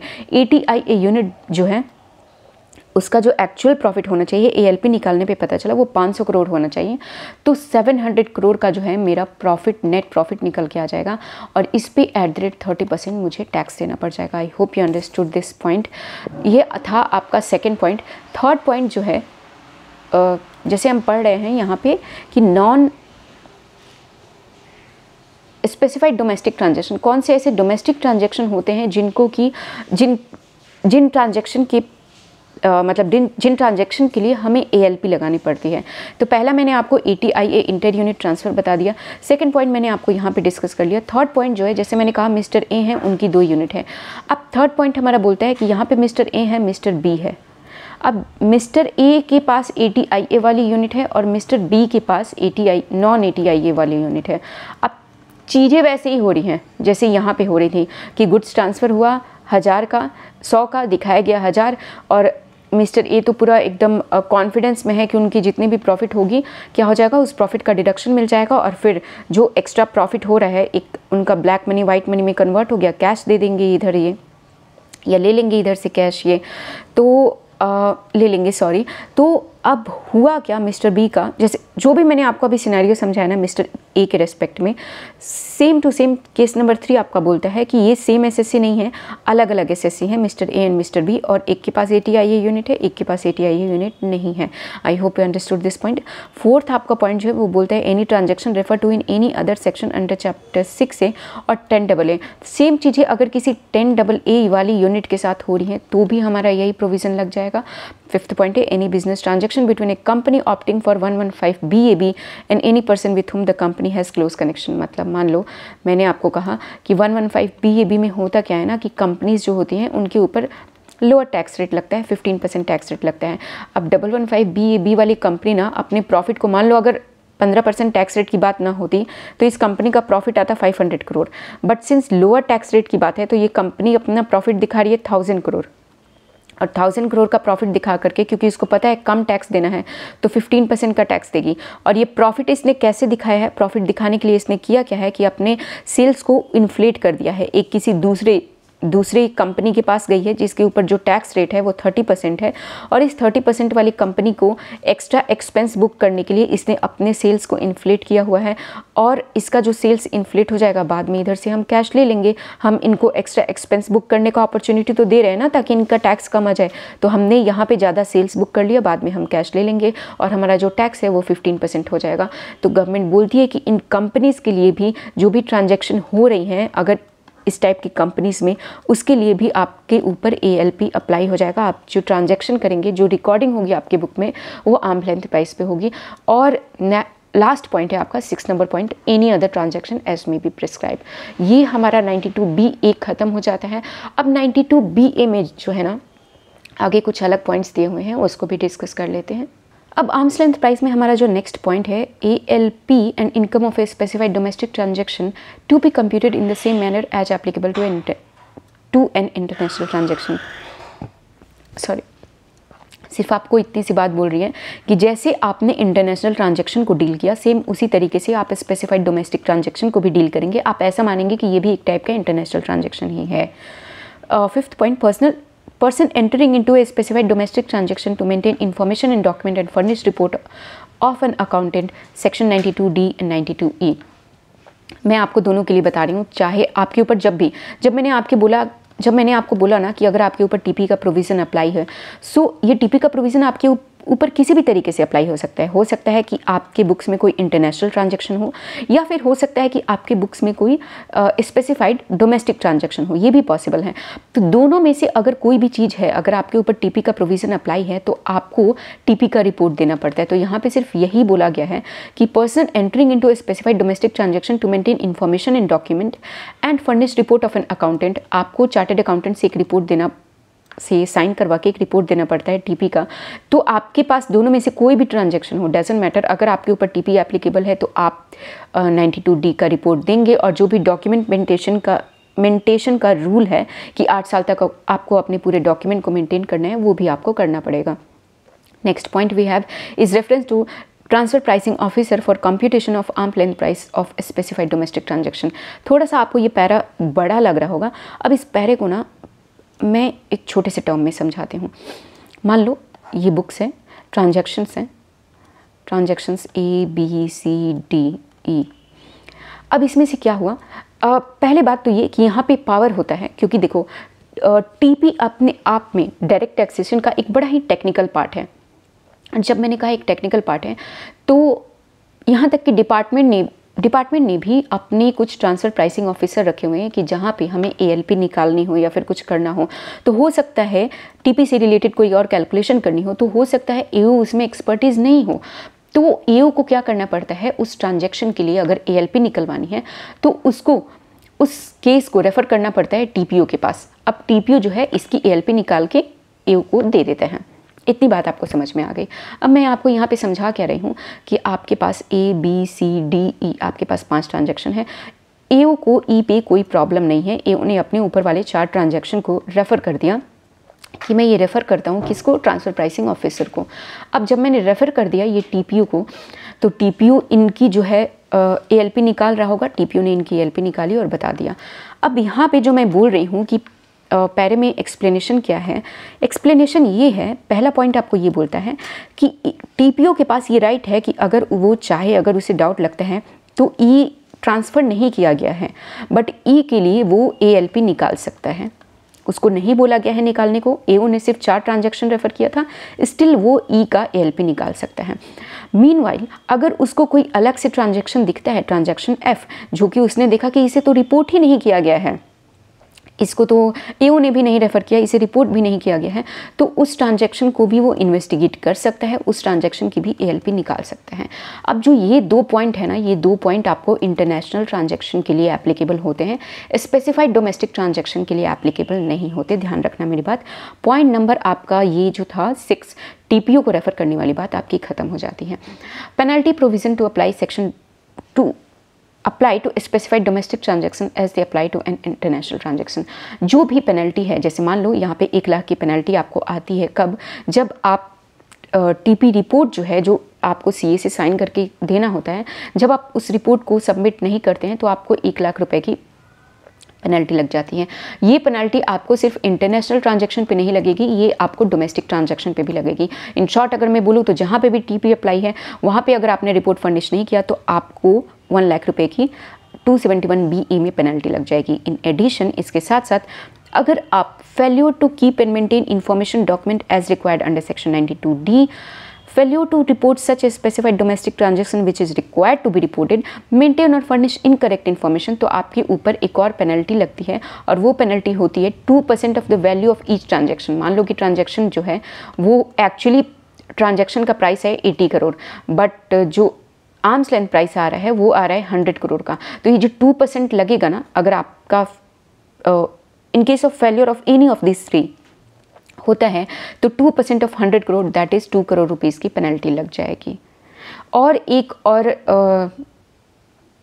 पेनल्टी आपके ऊपर लगती है, जैसे मान लो कि आपने छुपाया, आपने कम दिखाया, ट्रांजैक्शन था 80 करोड़ का बट आपने ट्रांजैक्शन था 100 करोड़ का बट आपने दिखाया है 80 करोड़ रुपीज़, तो आपके ऊपर 20 करोड़ रुपीज़ जो भी आपने हाइड किया ना, मतलब 20% और 20 करोड़ 4 करोड़ रुपए की पेनल्टी एक और लगती है। Market value to be arm's length price of goods और services in specified domestic transaction section 8 को अच्छा चलो मैं आपको डिस्कस करा देती हूँ। जब मैंने आपको बोला, जो भी मैंने आपको स्पेसिफाइड डोमेस्टिक ट्रांजैक्शन में जितने भी प्रोविज़न मैंने आपको समझाए, ATIA वाली यूनिट, नॉन ATIA वाली यूनिट या फिर 1115BB वाली जो थी प्रोविज़न, जो भी समझाया, तो specified domestic transaction TP report file करने का प्रोविज़न या फिर जो भी प्रोविज़न जो है ना, वो तभी एप्लीकेबल होंगे जब ट्रांजैक्शन की जो वैल्यू होगी वो मोर देन 20 करोड़ रुपीज़ होगी। The aggregate value of all such transaction, एक ईयर में जो अगर सारी ट्रांजैक्शन की वैल्यू मोर देन 20 करोड़ है तो ही TP का प्रोविज़न लगेगा। अच्छा, अब हम आते हैं computation of arms length price in certain cases. देखो होता क्या है, मैंने आपको ALP निकालने का ALP के लिए मैंने आपको 6 मेथड बताए थे, अगर आपको याद होगा तो। अब 6 मेथड में ये भी हो सकता है, मान लो हमने कप मेथड देखा, कप मेथड में आपको करना क्या था, अपने कंपटीटर के प्राइस को चेक करना था। आपने अपने एक एसोसिएट एंटरप्राइजेस को सेल किया था, अब आप ये देख रहे थे, सॉरी कंपटीटर नहीं, अपने थर्ड पार्टी जो कि नॉन कंट्रोल्ड है। तो थर्ड पार्टी आपकी बहुत सारी थर्ड पार्टी हो सकती है ना। आप ऐसा थोड़े कि आपने एक एसोसिएट एंटरप्राइज को सेल किया और दूसरा एक ही थर्ड पार्टी है आपके पास, नो, काफ़ी सारी थर्ड पार्टी हो सकती है। और काफ़ी सारी थर्ड पार्टी का जो प्राइस है वो भी वेरी कर सकता है। हो सकता है आपके पास 20 थर्ड पार्टी हो, तो आपके पास कप मेथड से ही आप मान लो कि आपके पास 20 ट्रांजैक्शन निकल के आ गए, 20 ALP निकल के आ गई, मतलब प्राइस निकल के आ गया। तो किसी का 15 आया, 20 आया, 25 आया, 30 आया, 20 ALP निकल के आ गई। अब क्वेश्चन अराइज होता है कि फिर हम कैसे करेंगे इस टाइप के सिचुएशन में। अब हमारा रूल 10CA यहाँ पे एप्लीकेबल हो जाता है, और रूल 10CA जो है वो हमें ये बोलता है कि मान लो कि अगर ये प्रॉब्लम नहीं आई, जैसे मैंने आपको यहाँ पे अपने एग्जांपल में बोला कि मल्टीपल थर्ड पार्टीज आ गई, तो अगर ये प्रॉब्लम नहीं आई, ओके, अगर ये प्रॉब्लम नहीं आई, अगर कोई सिंगल प्राइस ही निकल के आया मेरे पास, तो वही प्राइस मेरी ALP बन जाएगी। अगर मोर देन 1 प्राइस निकल के आता है तो रेंज का कंसेप्ट लगता है, जो मैं आपको बताने वाली हूँ। अब मान लो इस रेंज में मैंने आपको कहा कि यहाँ पे 20 पार्टीज निकल के आ गई, अंडरस्टूड माई पॉइंट, 20 पार्टीज निकल के आ गई तो 20 हो गया। बट सपोज करो कि अगर 6 से कम एंट्रीज हैं, तो मान लो 20 + 25 + 30 + 35 + 40, 1 2 3 4 5 + 45, 6 एंट्री हैं, तो इसका हम मीन निकाल लेंगे। और मीन निकालने के बाद से सपोज करो 35 रुपीज़ आता है, तो ये मेरा ALP हो जाएगा। But if more than 6 entries आ गई तो फिर हमारा रेंज का कंसेप्ट लग जाता है। अब रेंज का कंसेप्ट आपको बोलता क्या है, सुनो। रेंज का कंसेप्ट आपको बोलता है कि टोटल जो है, मैंने आपको बोला कि टोटल आपके पास 20 एंट्रीज आती हैं, फॉर एन एग्जाम्पल टोटल आपके पास 20 एंट्रीज आती हैं, तो आपको यहाँ पे क्या करना होता है, 35th परसेंटाइल निकालनी होती है। 35th परसेंटाइल, यहाँ पे आपका जो नंबर निकल के आता है वो 7। अब मान लो कि 20 एंट्रीज़ हैं, 20 एंट्रीज़ में हम क्या करेंगे, since 7 is a whole number, तो 7th नंबर पे जो एंट्री होगी और 8th नंबर पे जो एंट्री होगी, मान लो 100 है और 200 है, डिवाइडेड बाई 2, इसका हम मीन निकालेंगे। 300 divided by 2, 350 would be my ALP, या फिर सॉरी नॉट या फिर, इस 35th परसेंटाइल के साथ साथ हम 65th परसेंटाइल निकालेंगे, मतलब 20 × 65/100, ये कुछ 13-14 आता है, 13। अब इस 13 का क्या करेंगे, जो 13th नंबर पे एंट्री होगी और जो 14th नंबर पे एंट्री होगी उसका भी हम मीन निकालेंगे। मान लो कि ये जो है ये आपका 400 आ जाता है, 400 आ जाता है।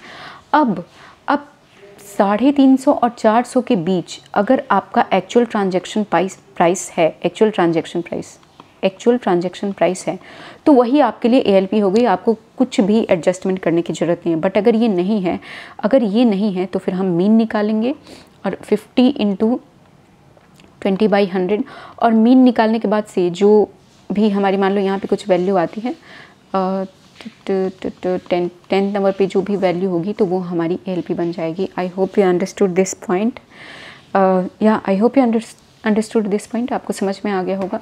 हाउ टू अप्लाई में भी यही लिखा हुआ है कि 35th परसेंटाइल 65th परसेंटाइल निकालेंगे। If the price does not fall within the above margin price then median of data sheet shall be taken as ALP। तो फिर हम मीडियन लेंगे पूरे डेटा शीट का और उसके बाद से वही हमारी ALP बन जाएगी। अच्छा, मुझे अभी ना एक चीज़ याद आ रहा था जो मैंने आपको एक कंसेप्ट डिस्कस नहीं किया है। सपोज़ करो आपके पास ये ALP है, ALP इज़ 100 और आपका जो एक्चुअल ट्रांजैक्शन प्राइस है दैट इज़ 97। तो हमारा कंसेप्ट बोलता क्या है कि अगर ये होलसेल मार्केट का कंसेप्ट है और अगर वेरिएशन जो है, मान लो अगर ये होलसेल मार्केट है और अगर वेरिएशन जो है वो 1% है और अगर ये रिटेल है और वेरिएशन जो है अगर 3% है, तो हमें कोई ALP एडजस्टमेंट करने की ज़रूरत नहीं है। फॉर एग्जांपल मानते हैं कि ये रिटेल मार्केट है, हम रीसेल कर रहे हैं और ALP निकल के आई हमारी 100 रुपीज़, बल्कि हमारा एक्चुअल ट्रांजैक्शन प्राइस था 97 रुपीज़। तो क्या हम कोई एडजस्टमेंट करेंगे? ये जो डिफरेंस है वो 3% ही तो है, तो हमें कोई एडजस्टमेंट करने की ज़रूरत नहीं है। बट अगर यहाँ पे अगर होलसेल मार्केट होगा, ALP निकल के आता 100 रुपीज़ और आपका जो एक्चुअल ट्रांजैक्शन प्राइस है दैट वाज सपोज 99, तो 1% का डिफरेंस है, तो हमें कोई आवश्यकता नहीं है एडजस्टमेंट करने की। बट अगर मार्केट चेंज हो जाता है और ये प्राइस जो है, ये परसेंटेज जो है ये चेंज हो जाते हैं, तब हमें ALP एडजस्टमेंट करने की आवश्यकता होती है। Range concept not applicable in case where the provision of rule 10 CA subsection 4 are not applicable, the ALP price shall be arithmetic mean of all the value included। या जब अगर यहाँ पे हमने जैसे जो मैंने आपको बातें बताई ना, वही यहाँ पे लिखी हुई हैं कि मैंने रेंज निकाला 350 से 100 से लेकर के 400 के बीच। अगर इसके बीच में आपका एक्चुअल ट्रांजैक्शन प्राइस है तो ALP का कोई कंसेप्ट नहीं है, वही आपके लिए ALP है। बट अगर इसके बीच में नहीं है तो हम पूरे शीट का मीडियन निकालेंगे और वो मेरे लिए ALP बन जाएगा। आई होप यू अंडरस्टूड दिस। अब मैं देखती हूँ क्योंकि क्लास बड़ी हो रही है तो मुझे ये भी देखना है। अब हमारे पास है हमारा सेक्शन 92CA जो कि बात करता है reference to transfer pricing officer. थोड़ा सा हिंट मैं आपको ऑलरेडी दे चुकी हूँ कि ऑप्शन होता है किसके पास, AO के पास, कि वो रेफ़र कर सकता है, क्योंकि transfer pricing already is a technical concept और AO को हो सकता है उसमें एक्सपर्टीज़ ना हो, होता नहीं है एक्चुअली, मैं सच बोलूँ तो, बिकॉज ये DT का एक अलग ही टेक्निकल कंसेप्ट है ट्रांसफ़र प्राइसिंग का। तो इसलिए ये बोला गया है कि the option to make reference to TPO is to given by assessing officer. AO के पास ऑप्शन है कि वो TPO को केस रेफ़र कर दे, और जैसा मैंने आपको बताया कि रेफ़र करने से पहले उसे अप्रूवल लेना पड़ेगा किसका, principal commissioner of the income tax या फिर principal chief commissioner of the income tax या फिर commissioner of income tax. Any joint या deputy assistant commissioner of income tax authorise by CBDT can be appointed as TPO। यहाँ पे बात ये हो रही है कि TPO कौन अपॉइंट हो सकता है। कोई भी डिप्टी या असिस्टेंट कमिश्नर अपॉइंट हो सकता है CBDT के द्वारा as TPO। Where such reference is made, TPO would serve a notice to the SSA requiring him to produce on a date such specified in notice any evidence which the SSC relied on support to the computation of ALP। मतलब कि जब भी ऐसा reference किया जाता है तो अब TPO क्या करता है, TPO SSC को कांटेक्ट करता है और कांटेक्ट करके बोलता है कि आप हमें, जैसे 6 मेथड तो लॉ में प्रेस्क्राइब है, आप हमें वो सारे एविडेंस या प्रूफ दिखाइए जिसको आपने कलेक्ट करके अपना ALP कैलकुलेट किया है। TPO can also determine the ALP of other international transaction, जो कि मैं आपको बता रही थी कि मान लो 4 पॉइंट रेफर किया है, बट अगर कोई अदर पॉइंट है तो उसको भी अगर TPO चाहे तो उसका भी ALP निकाल सकता है, identified subsequently in the course of proceeding before him as if such transaction is referred to the TPO by assessing officer। और ऐसा माना जाएगा कि ये भी ट्रांजैक्शन को AO ने रेफर ही किया था। where in respect of international transaction SSC has not furnished the report under section 92E and such transaction come to notice of the TPO। यहाँ पे बात हो रही है इसकी पॉइंट नंबर F की, कि ये आपके TP रिपोर्ट में नहीं था, और TP रिपोर्ट में नहीं था तो AO ने भी आपको ट्रांसफ़र करने वाली बात नहीं की, बट अगर उसको खुद ही नोटिस हो जाता है then he can also calculate ALP of that transaction. कहाँ पे थे हम, यहाँ पे transaction come to the notice of TPO not furnished in report में फर्निश नहीं है बट उसके नोटिस में आ जाता है, तब भी वो कर सकता है। The TPO has to pass an order determining the ALP after considering the evidence, document etc. produced by the SSC and after considering the material gathered by him, he has to send a copy of his order to AO as well as the SSC। और जब वो अपना order pass करेगा ना तो वो order इसे SSC को भी भेजना है और AO को भी भेजना है। नेक्स्ट पॉइंट है the order of the TPO determining the ALP of international transaction is binding on the AO and the SSC और AO दोनों पे बाइंडिंग होता है। Proceed to compute the total income in conformity with the arms length price. मतलब AO को ना, simple सी बात बोलूँ आपको मैं, तो अगर SSC को देखो, अगर उसे कुछ प्रॉब्लम है तो वो अपील करेगा ही, बट AO को यहाँ पे राइट को रिस्ट्रिक्ट किया गया है कि अब अगर तुम्हें मतलब यकीन नहीं है तो आपके ऊपर आप ये जान लो कि बाइंडिंग है और आपको इसी को ले करके ही अपनी असेसमेंट को कंप्लीट करना है। In order to provide sufficient time, मैं आपको बताती हूँ, मान लो कि 1 साल का टाइम लिमिट है अगर आपके पास 143.3 कंप्लीट करने का, और 31/3/23 को अगर वो टाइम लिमिट कंप्लीट हो रहा है और केस ऐसा है कि TPO को भी रेफ़र किया गया है, तो TPO को ये बोला जाएगा कि ये टाइम लिमिट ख़त्म होने से ना 60 दिन पहले, 60 डेज़ पहले आप अपने रिपोर्ट को सबमिट कर देना। और अगर केस ऐसा है कि बहुत बाद में ट्रांसफ़र किया गया है, TPO को भी सफिशिएंट टाइम नहीं मिल पाया है, तो फिर इस टाइम को ना आगे बढ़ा दिया जाता है ताकि एटलीस्ट 60 डेज़ मिल पाए। मतलब केस ऐसा है कि ये कंप्लीट हो ही नहीं सकता है इतनी जल्दी कि यहाँ से 60 डेज़ पहले मान लो तो मार्च का 31 दिन, 28 दिन फरवरी का, और कितना दिन हो गया, 59, 60 डेज़। मतलब कि यहाँ पे उसको बोला जाएगा 1 जनवरी जो है, हाँ 31, नॉट 31 जनवरी आएगा ना, पीछे बैकवर्ड कैलकुलेशन करेंगे, यस 31 जनवरी।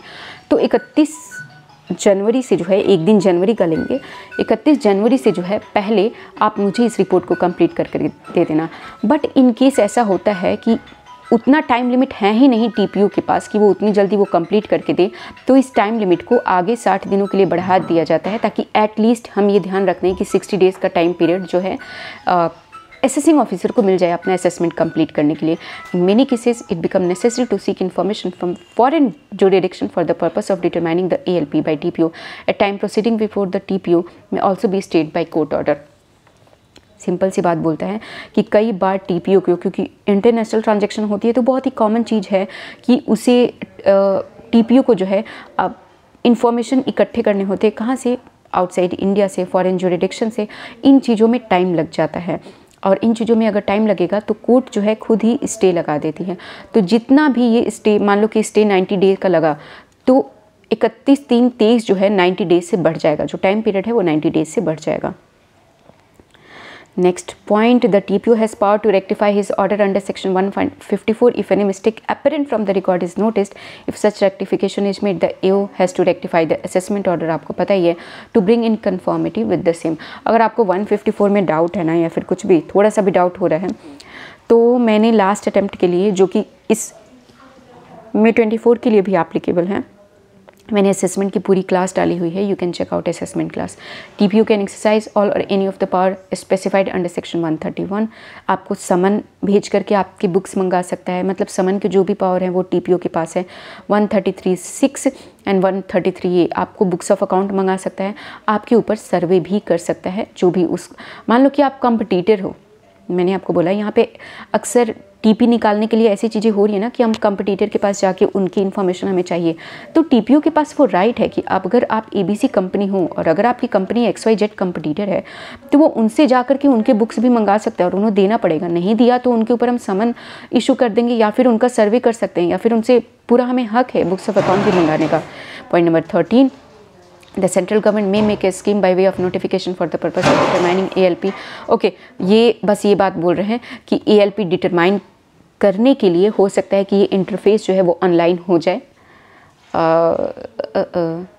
यस, अब हम अपने मेन टॉपिक पे आते हैं, हमारा जो advance pricing agreement. I think so yeah this is the last topic of today class, और उसके बाद से हमारा TP का कंप्लीट रिवीजन ख़त्म हो जाएगा। कॉन्ग्रेचुलेशंस।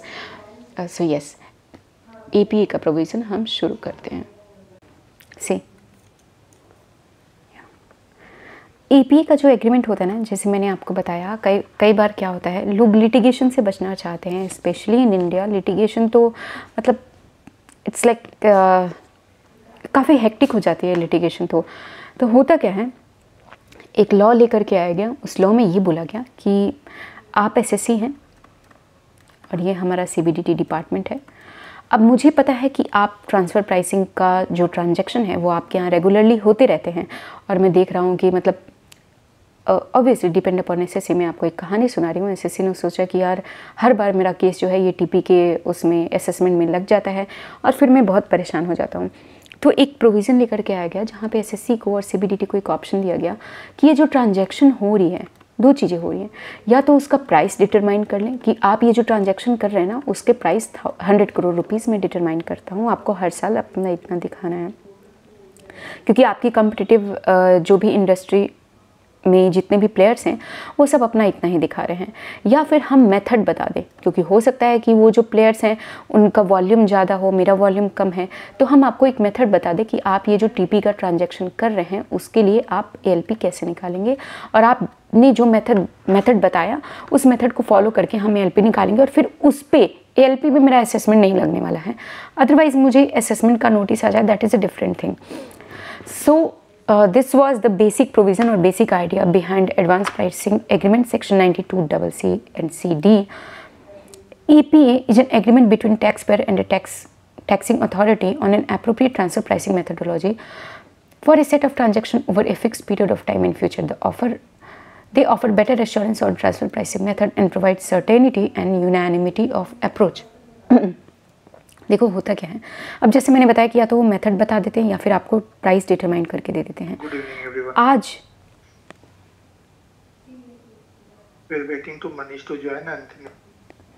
सपोज करो कि आज अगर ट्रांसफ़र प्राइसिंग एग्रीमेंट एंटर हो रहा है तो ये एग्रीमेंट जो है अगर ये 22-23 के लिए में एंटर हुआ है तो ये एग्रीमेंट ना 5 साल तक के लिए चलता है, मतलब कि 24, 25, 26 एंड 27, मतलब ये एग्रीमेंट जो है 26-27 तक चलेगा। Understood my point. इसके अलावा इसमें गवर्नमेंट आपको एक और चीज़ का ऑप्शन देती है। अच्छा चलो, रोल बैक प्रोविज़न का भी एक ऑप्शन होता है, मैं आपको यहीं पे बता देती हूँ कि मान लो आने वाले सालों के लिए तो आप सिक्योर हो गए, बट हो सकता है आपका पीछे का जो लिटिगेशन चल रहा हो आप उससे परेशान हैं और आप चाहते हैं कि पीछे भी चले जाइए, तो गवर्नमेंट ने कहा ठीक है हम पीछे आपको यहाँ पे तो बेनिफिट देंगे ही आने वाले सालों के लिए, साथ में हम आपको पीछे भी बेनिफिट देंगे। पीछे के 4 साल तक हम आपको बोलेंगे कि जो हमने मेथड या प्राइस बताया है वो उसी मेथड या प्राइस से आपका एएलपी डिटरमाइन होगा और पीछे 4 साल तक चले जाइए, मतलब कि 22-23 के लिए तो यही लग गया, मतलब कि 22, 21, 20, यहाँ पे मैंने लिख दिया 21, 22, 20, 19, मतलब 1892 21-22 टू 18-19, ये पीछे 4 सालों के लिए भी आपका वही एडवांस प्राइसिंग एग्रीमेंट जो है वो अप्लाई हो जाएगा। Understood my point.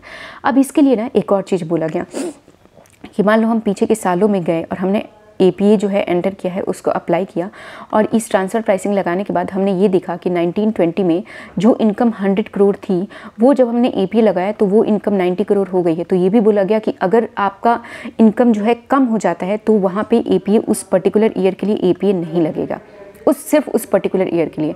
बट अगर एसएससी चाहे, यहाँ पे ऑप्शन दिया गया कि या तो आप कंप्लीट 4 साल के लिए एपीए ऑप्ट कीजिए या फिर किसी सालों के लिए मत कीजिए। आपको सेलेक्ट करने का ऑप्शन नहीं मिलेगा कि इन 4 सालों में मैं 2 साल के लिए कर रहा हूँ, 2 साल के लिए नहीं कर रहा हूँ, नहीं, ऐसा नहीं होगा। या तो आप 4 सालों के लिए ऑप्ट कीजिए या फिर मत कीजिए। बट एक ये प्रोविज़न भी लाया गया कि अगर एपीए लगाने के बाद से इनकम रिड्यूस हो जाता है या लॉस बढ़ता है तो वहाँ पर एपीए का प्रोविज़न नहीं लगेगा। आई होप या अब एपी में मुझे आपको समझाने वाली बात एक और लग रही है। सपोज़ करो 22-23 की बात हम करते हैं, FY 22-23 की बात हम करते हैं। अब FY 22-23 में हुआ ये कि अगर मैं बात करूँ तो इसका 30 सितंबर 23 तक इसका रिटर्न फाइल हो जाना चाहिए। अब एपी एंटर होता है, एपीए एंटर होता है। एपीए का प्रोविज़न जो है इसी ड्यूरिंग दिस टाइम पीरियड ही शुरू हो गया था, जुलाई से शुरू हो गया था। एपीए जो है हमारा फाइनल आके होता है 31 दिसंबर 23 को। मान लो कि यहाँ पे आके फाइनलाइज हो जाता है। तो अब गवर्नमेंट ये प्रोविज़न लेकर के आई कि अब ये एपीए 22-23 पे तो लगेगा ही, क्योंकि शुरुआत तो हमने 22-23 में ही कर दिया था। तो एपीए 22-23 पे तो लगेगा ही। करंट ईयर बन गया ये, इसके लिए 5 साल जो मैंने कहा ये प्रीवियस ईयर में नहीं जाएगा, ये 5 सालों के लिए वाले प्रोविज़न में कवर हो जाएगा। तो अब ये 5 साल के लिए तो लगेगा ही। इसके साथ साथ अब एसएससी को बोला जाएगा कि जिस दिन ये एपीए फाइनल हुआ ना उसके 3 महीने के अंदर, दैट इज़ 31 मार्च 31 दिसंबर 23, तो 31 मार्च 24 तक मैं आपको टाइम पीरियड देता हूँ। इतने टाइम पीरियड में आपने जो रिटर्न फाइल किया है, फाइल कर दिया है, ठीक है, टाइम पे फाइल किया है, आप एक मॉडिफाइड रिटर्न फाइल करो। उस मॉडिफाइड रिटर्न को जो आप फाइल करना ना, तो उसमें ये जो APA वाला जो प्रोविज़न है उसको ध्यान में रख के मॉडिफाइड रिटर्न फाइल करना, उससे चेंजेस जो भी रिलेटेड चेंजेस हैं उन चेंजेस को कर देना और एक मॉडिफाइड रिटर्न फाइल करना। तो 3 महीने का टाइम पीरियड दिया जाता है from the end of the month in which the APA was entered, वहाँ से लेकर के 3 महीने का टाइम पीरियड आपको दिया जाएगा अपने मॉडिफाइड रिटर्न फाइल करने के लिए। और इसके बाद असेसिंग ऑफिसर को ये भी बोला जाएगा कि अगर आपने असेसमेंट कंप्लीट कर लिया है, अगर नहीं कंप्लीट किया है तो जो आप असेसमेंट कंप्लीट करेंगे वो यहाँ पे जो मॉडिफाइड रिटर्न फाइल हुई उसको लेकर के कंप्लीट करिएगा। ऐसा माना जाएगा कि ये मॉडिफाइड रिटर्न यहाँ पे मतलब 139(1) में फाइल हुआ है और टाइम पे फाइल हो गया है। बट अगर आपने असेसमेंट कंप्लीट कर लिया है तो आप फिर से अपना असेसमेंट खोलोगे, बट उस असेसमेंट को खोल के पूरा असेसमेंट रिवाइज नहीं करना है, सिर्फ आपको APA से रिलेटेड असेसमेंट को चेंज करना है और उस चेंज का जो भी चेंज को इफेक्ट देके अपना मॉडिफाइड असेसमेंट ऑर्डर पास करना है। देखो APA का कंसेप्ट जो है वो तो हम समझ चुके हैं। अब हम देख लेते हैं कि हमारे टेक्स्ट में कुछ ऐसी चीज़ें तो नहीं है APA के बारे में जो कि छूट गई हूँ। पहला पॉइंट है आपका APA is agreement between tax payer and taxing authority, जो कि आपको मैंने बताया कि CBDT का होता है। जो कि आपको ये जो एग्रीमेंट होता है इसमें आपको मेथडोलॉजी बताया जाता है कि आप ALP कैसे निकालेंगे over a period of time in future. They offer better assurance on transfer pricing method and provide certainty and unanimity of approach. Second point है आपका keeping in mind the benefit offered by APA, section 92CC and 92CD have been introduced in the transfer pricing regime to provide a framework for formulation of APA between taxpayer and income tax authority. जब मैं आपको समझा रही थी APA का concept ना, मैंने आपको बोला था कि किसी ट्रांजैक्शन के लिए ये हो सकता है कि वो आपको मेथड बताए, या फिर ये हो सकता है कि वो आपको बोल दे कि इसका आर्म्स लेंथ प्राइस जो है वो 1000 करोड़ रुपीज़ होगा या 100 करोड़ रुपीज़ होगा। यहाँ पे मैं गलत थी, प्राइस नहीं बताते हैं वो, सिर्फ आपको मेथडोलॉजी बताते हैं, सिर्फ आपको मैनर स्पेसिफाई करते हैं। So please keep in mind. Third point है आपका 92CC enable CBDT with the approval of the central government obviously to enter into an APA with any person, किसी भी पर्सन के साथ एंटर करके APA किसी भी पर्सन के साथ हम APA के लिए एंटर कर सकते हैं। और APA के लिए एंटर करने का मतलब होगा कि ALP डिटरमाइन कर सकते हैं, आर्म लेंथ प्राइस डिटरमाइन कर सकते हैं, उसको आर्म लेंथ प्राइस डिटरमाइन करने का मैनर स्पेसिफाई कर सकते हैं। सॉरी, मैं अपने आप को फिर से करेक्ट करना चाहूँगी कि मैनर स्पेसिफाई कर सकते हैं in relation to an international transaction to be enter into by that person. और ध्यान रखना कि ये सिर्फ इंटरनेशनल ट्रांजेक्शन के लिए ही है, कहीं पे भी स्पेसिफाइड डोमेस्टिक ट्रांजेक्शन के लिए नहीं है। पॉइंट नंबर इसी का सेकेंड पॉइंट बोलता है कि इसके साथ साथ जो सेक्शन 9 सब सेक्शन 1 में, जो कि मैंने आपको बताया था ना, जब income deem to receive in India हो जाता है, जहाँ पे इनकम आपको मिल तो रहा होगा आउटसाइड इंडिया, आपको लगेगा कि सोर्स भी आउटसाइड इंडिया है, but that income would be deem to receive in India, accrue और अराइज इन इंडिया, और इनकम यहाँ पे टैक्सेबल हो जाएगा। तो NR का अगर कुछ ऐसा इनकम है जो कि डीम टू अक्रू और अराइज इन इंडिया हो रही है, तो उसका ALP भी डिटरमाइन किया जा सकता है। उस ALP को भी, उसके लिए भी APA एंटर किया जा सकता है, और उसमें कैसे ALP डिटरमाइन होगा इसका मैनर स्पेसिफाई किया जा सकता है। फिर है आपका फर्स्ट पॉइंट यहाँ पे पर्पस ऑफ APA का पहला पर्पस यही हुआ है कि ALP डिटरमाइन किया जाए किसी इंटरनेशनल ट्रांजैक्शन के लिए, और दूसरा income referred in section 9 sub section 1 clause 1, जो कि मैं आपको बता चुकी हूँ। Manner of determination of arm length price, manner जो होता है, जो मैंने आपको 92C में जो 6 मेथड बताए थे ना, वो बोलते हैं कि जो मेथड 92C में लिखे हुए हैं वो मेथड भी हो सकते हैं, या फिर कोई अदर मेथड भी हो सकता है प्रोवाइडेड बाय रूल्स। बट हो सकता है कि कोई रूल्स आ जाए और उससे कोई अदर मेथड जो है वो स्पेसिफाई हो जाए, तो उस मेथड को भी हम APA डिटरमाइन करने के लिए कंसिडर कर सकते हैं। Provision of APA to apply notwithstanding anything contain in section 92C और 92CA, मतलब कि AO को पावर दी गई है कि वो ALP डिटरमाइन कर सकता है। 92CA में जब केस ट्रांसफ़र हो जाता है ट्रांसफर प्राइसिंग ऑफिसर के पास, तो वो ALP डिटरमाइन करता है। बट 92CA में क्या लिखा हुआ है यहाँ पे हम मैटर नहीं करेंगे, ये सेक्शन जो है हमारा इन सेक्शन को ओवरराइड कर जाता है, और जब एक बार ALP डिटरमाइंड हो गई APA में, तो हम उसी ALP को कंसिडर करेंगे, फिर इन चीज़ों का कोई इंपॉर्टेंस नहीं रह जाता। वैलिडिटी ऑफ APA, या आपको बोलता है वैलिड फॉर सच पीरियड, उस पीरियड के लिए अप्लाई होगा जितने पीरियड के लिए आपने एंटर किया है एग्रीमेंट, बट 5 साल से ज़्यादा नहीं होना चाहिए, और कंसेक्यूटिव 5 ईयर होता है, मतलब 5 साल से ज़्यादा के लिए आप APA एंटर नहीं कर सकते हैं। फिर है आपका point number 5 binding nature of APA, जो पर्सन एंटर किया है ना APA में, उसके ऊपर APA बाइंडिंग होता है। इसके साथ साथ principal commissioner and the income tax authority subordinate to him.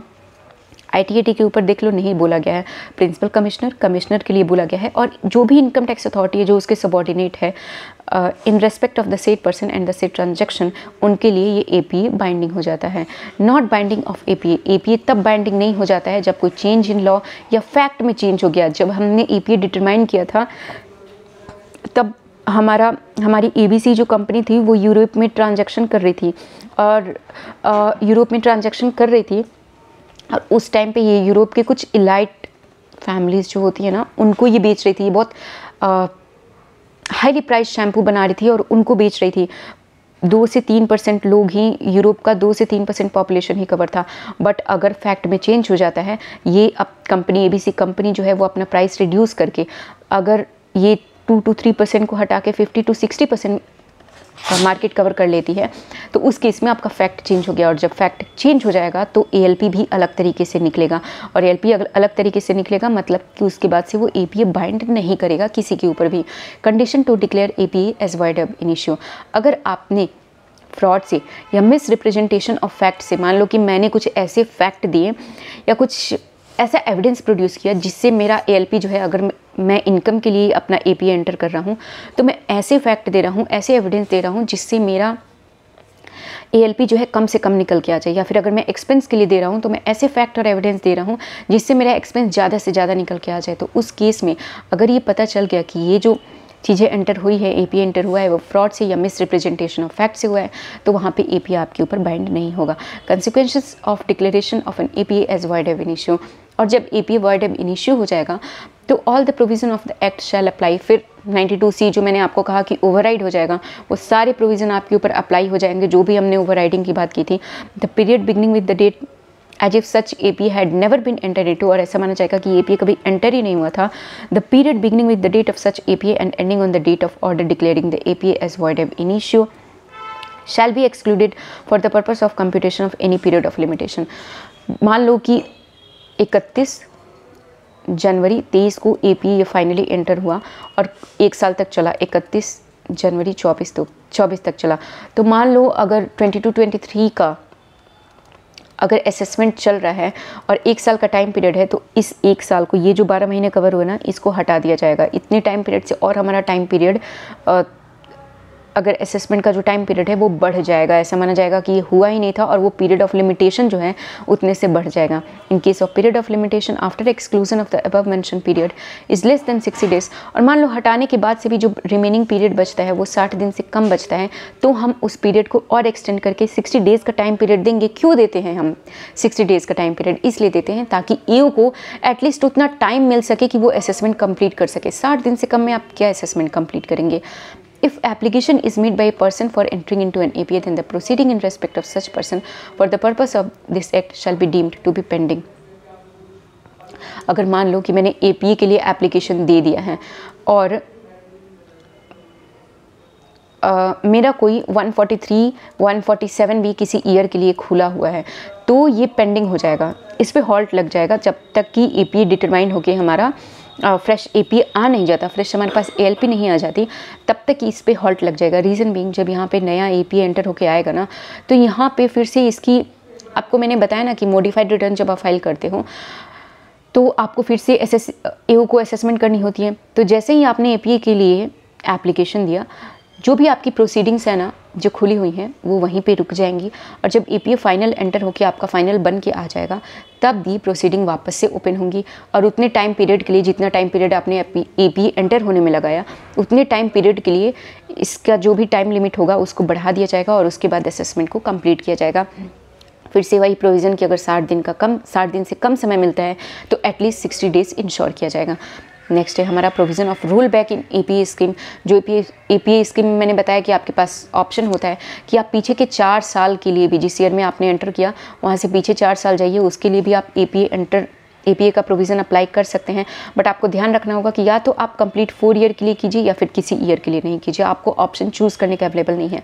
But अगर आपने 4 साल के लिए चूज़ कर ही लिया और इस चूज़ करने के बाद से आपको दिखता है कि किसी एक पर्टिकुलर ईयर में 2021 मान लो, उसमें हमने जब APA लगाया ना, जब ये ALP पे अपना ट्रांजेक्शन को डिटरमाइन किया, तो उसके बाद से जो मेरा प्रॉफिट था वो रिड्यूस हो गया, या फिर जो मेरा लॉस था वो बढ़ गया, तो इस केस में APA इस पर्टिकुलर ईयर के लिए नहीं लगेगा। In order to reduce current pending as well as future litigation, मैं आपको पहले ही बताया था कि लिटिगेशन इंडिया में पढ़ना बहुत मुश्किल काम है, तो इस लिटिगेशन को ही ख़त्म करने के लिए मेजरली APA लेके आए। तो फ्यूचर लिटिगेशन को ख़त्म करने के लिए और करंट जो चल रहा है, सोचो ना 4 साल का लिटिगेशन ख़त्म हो जाएगा, आपका कितना टाइम पीरियड सेव हो गया।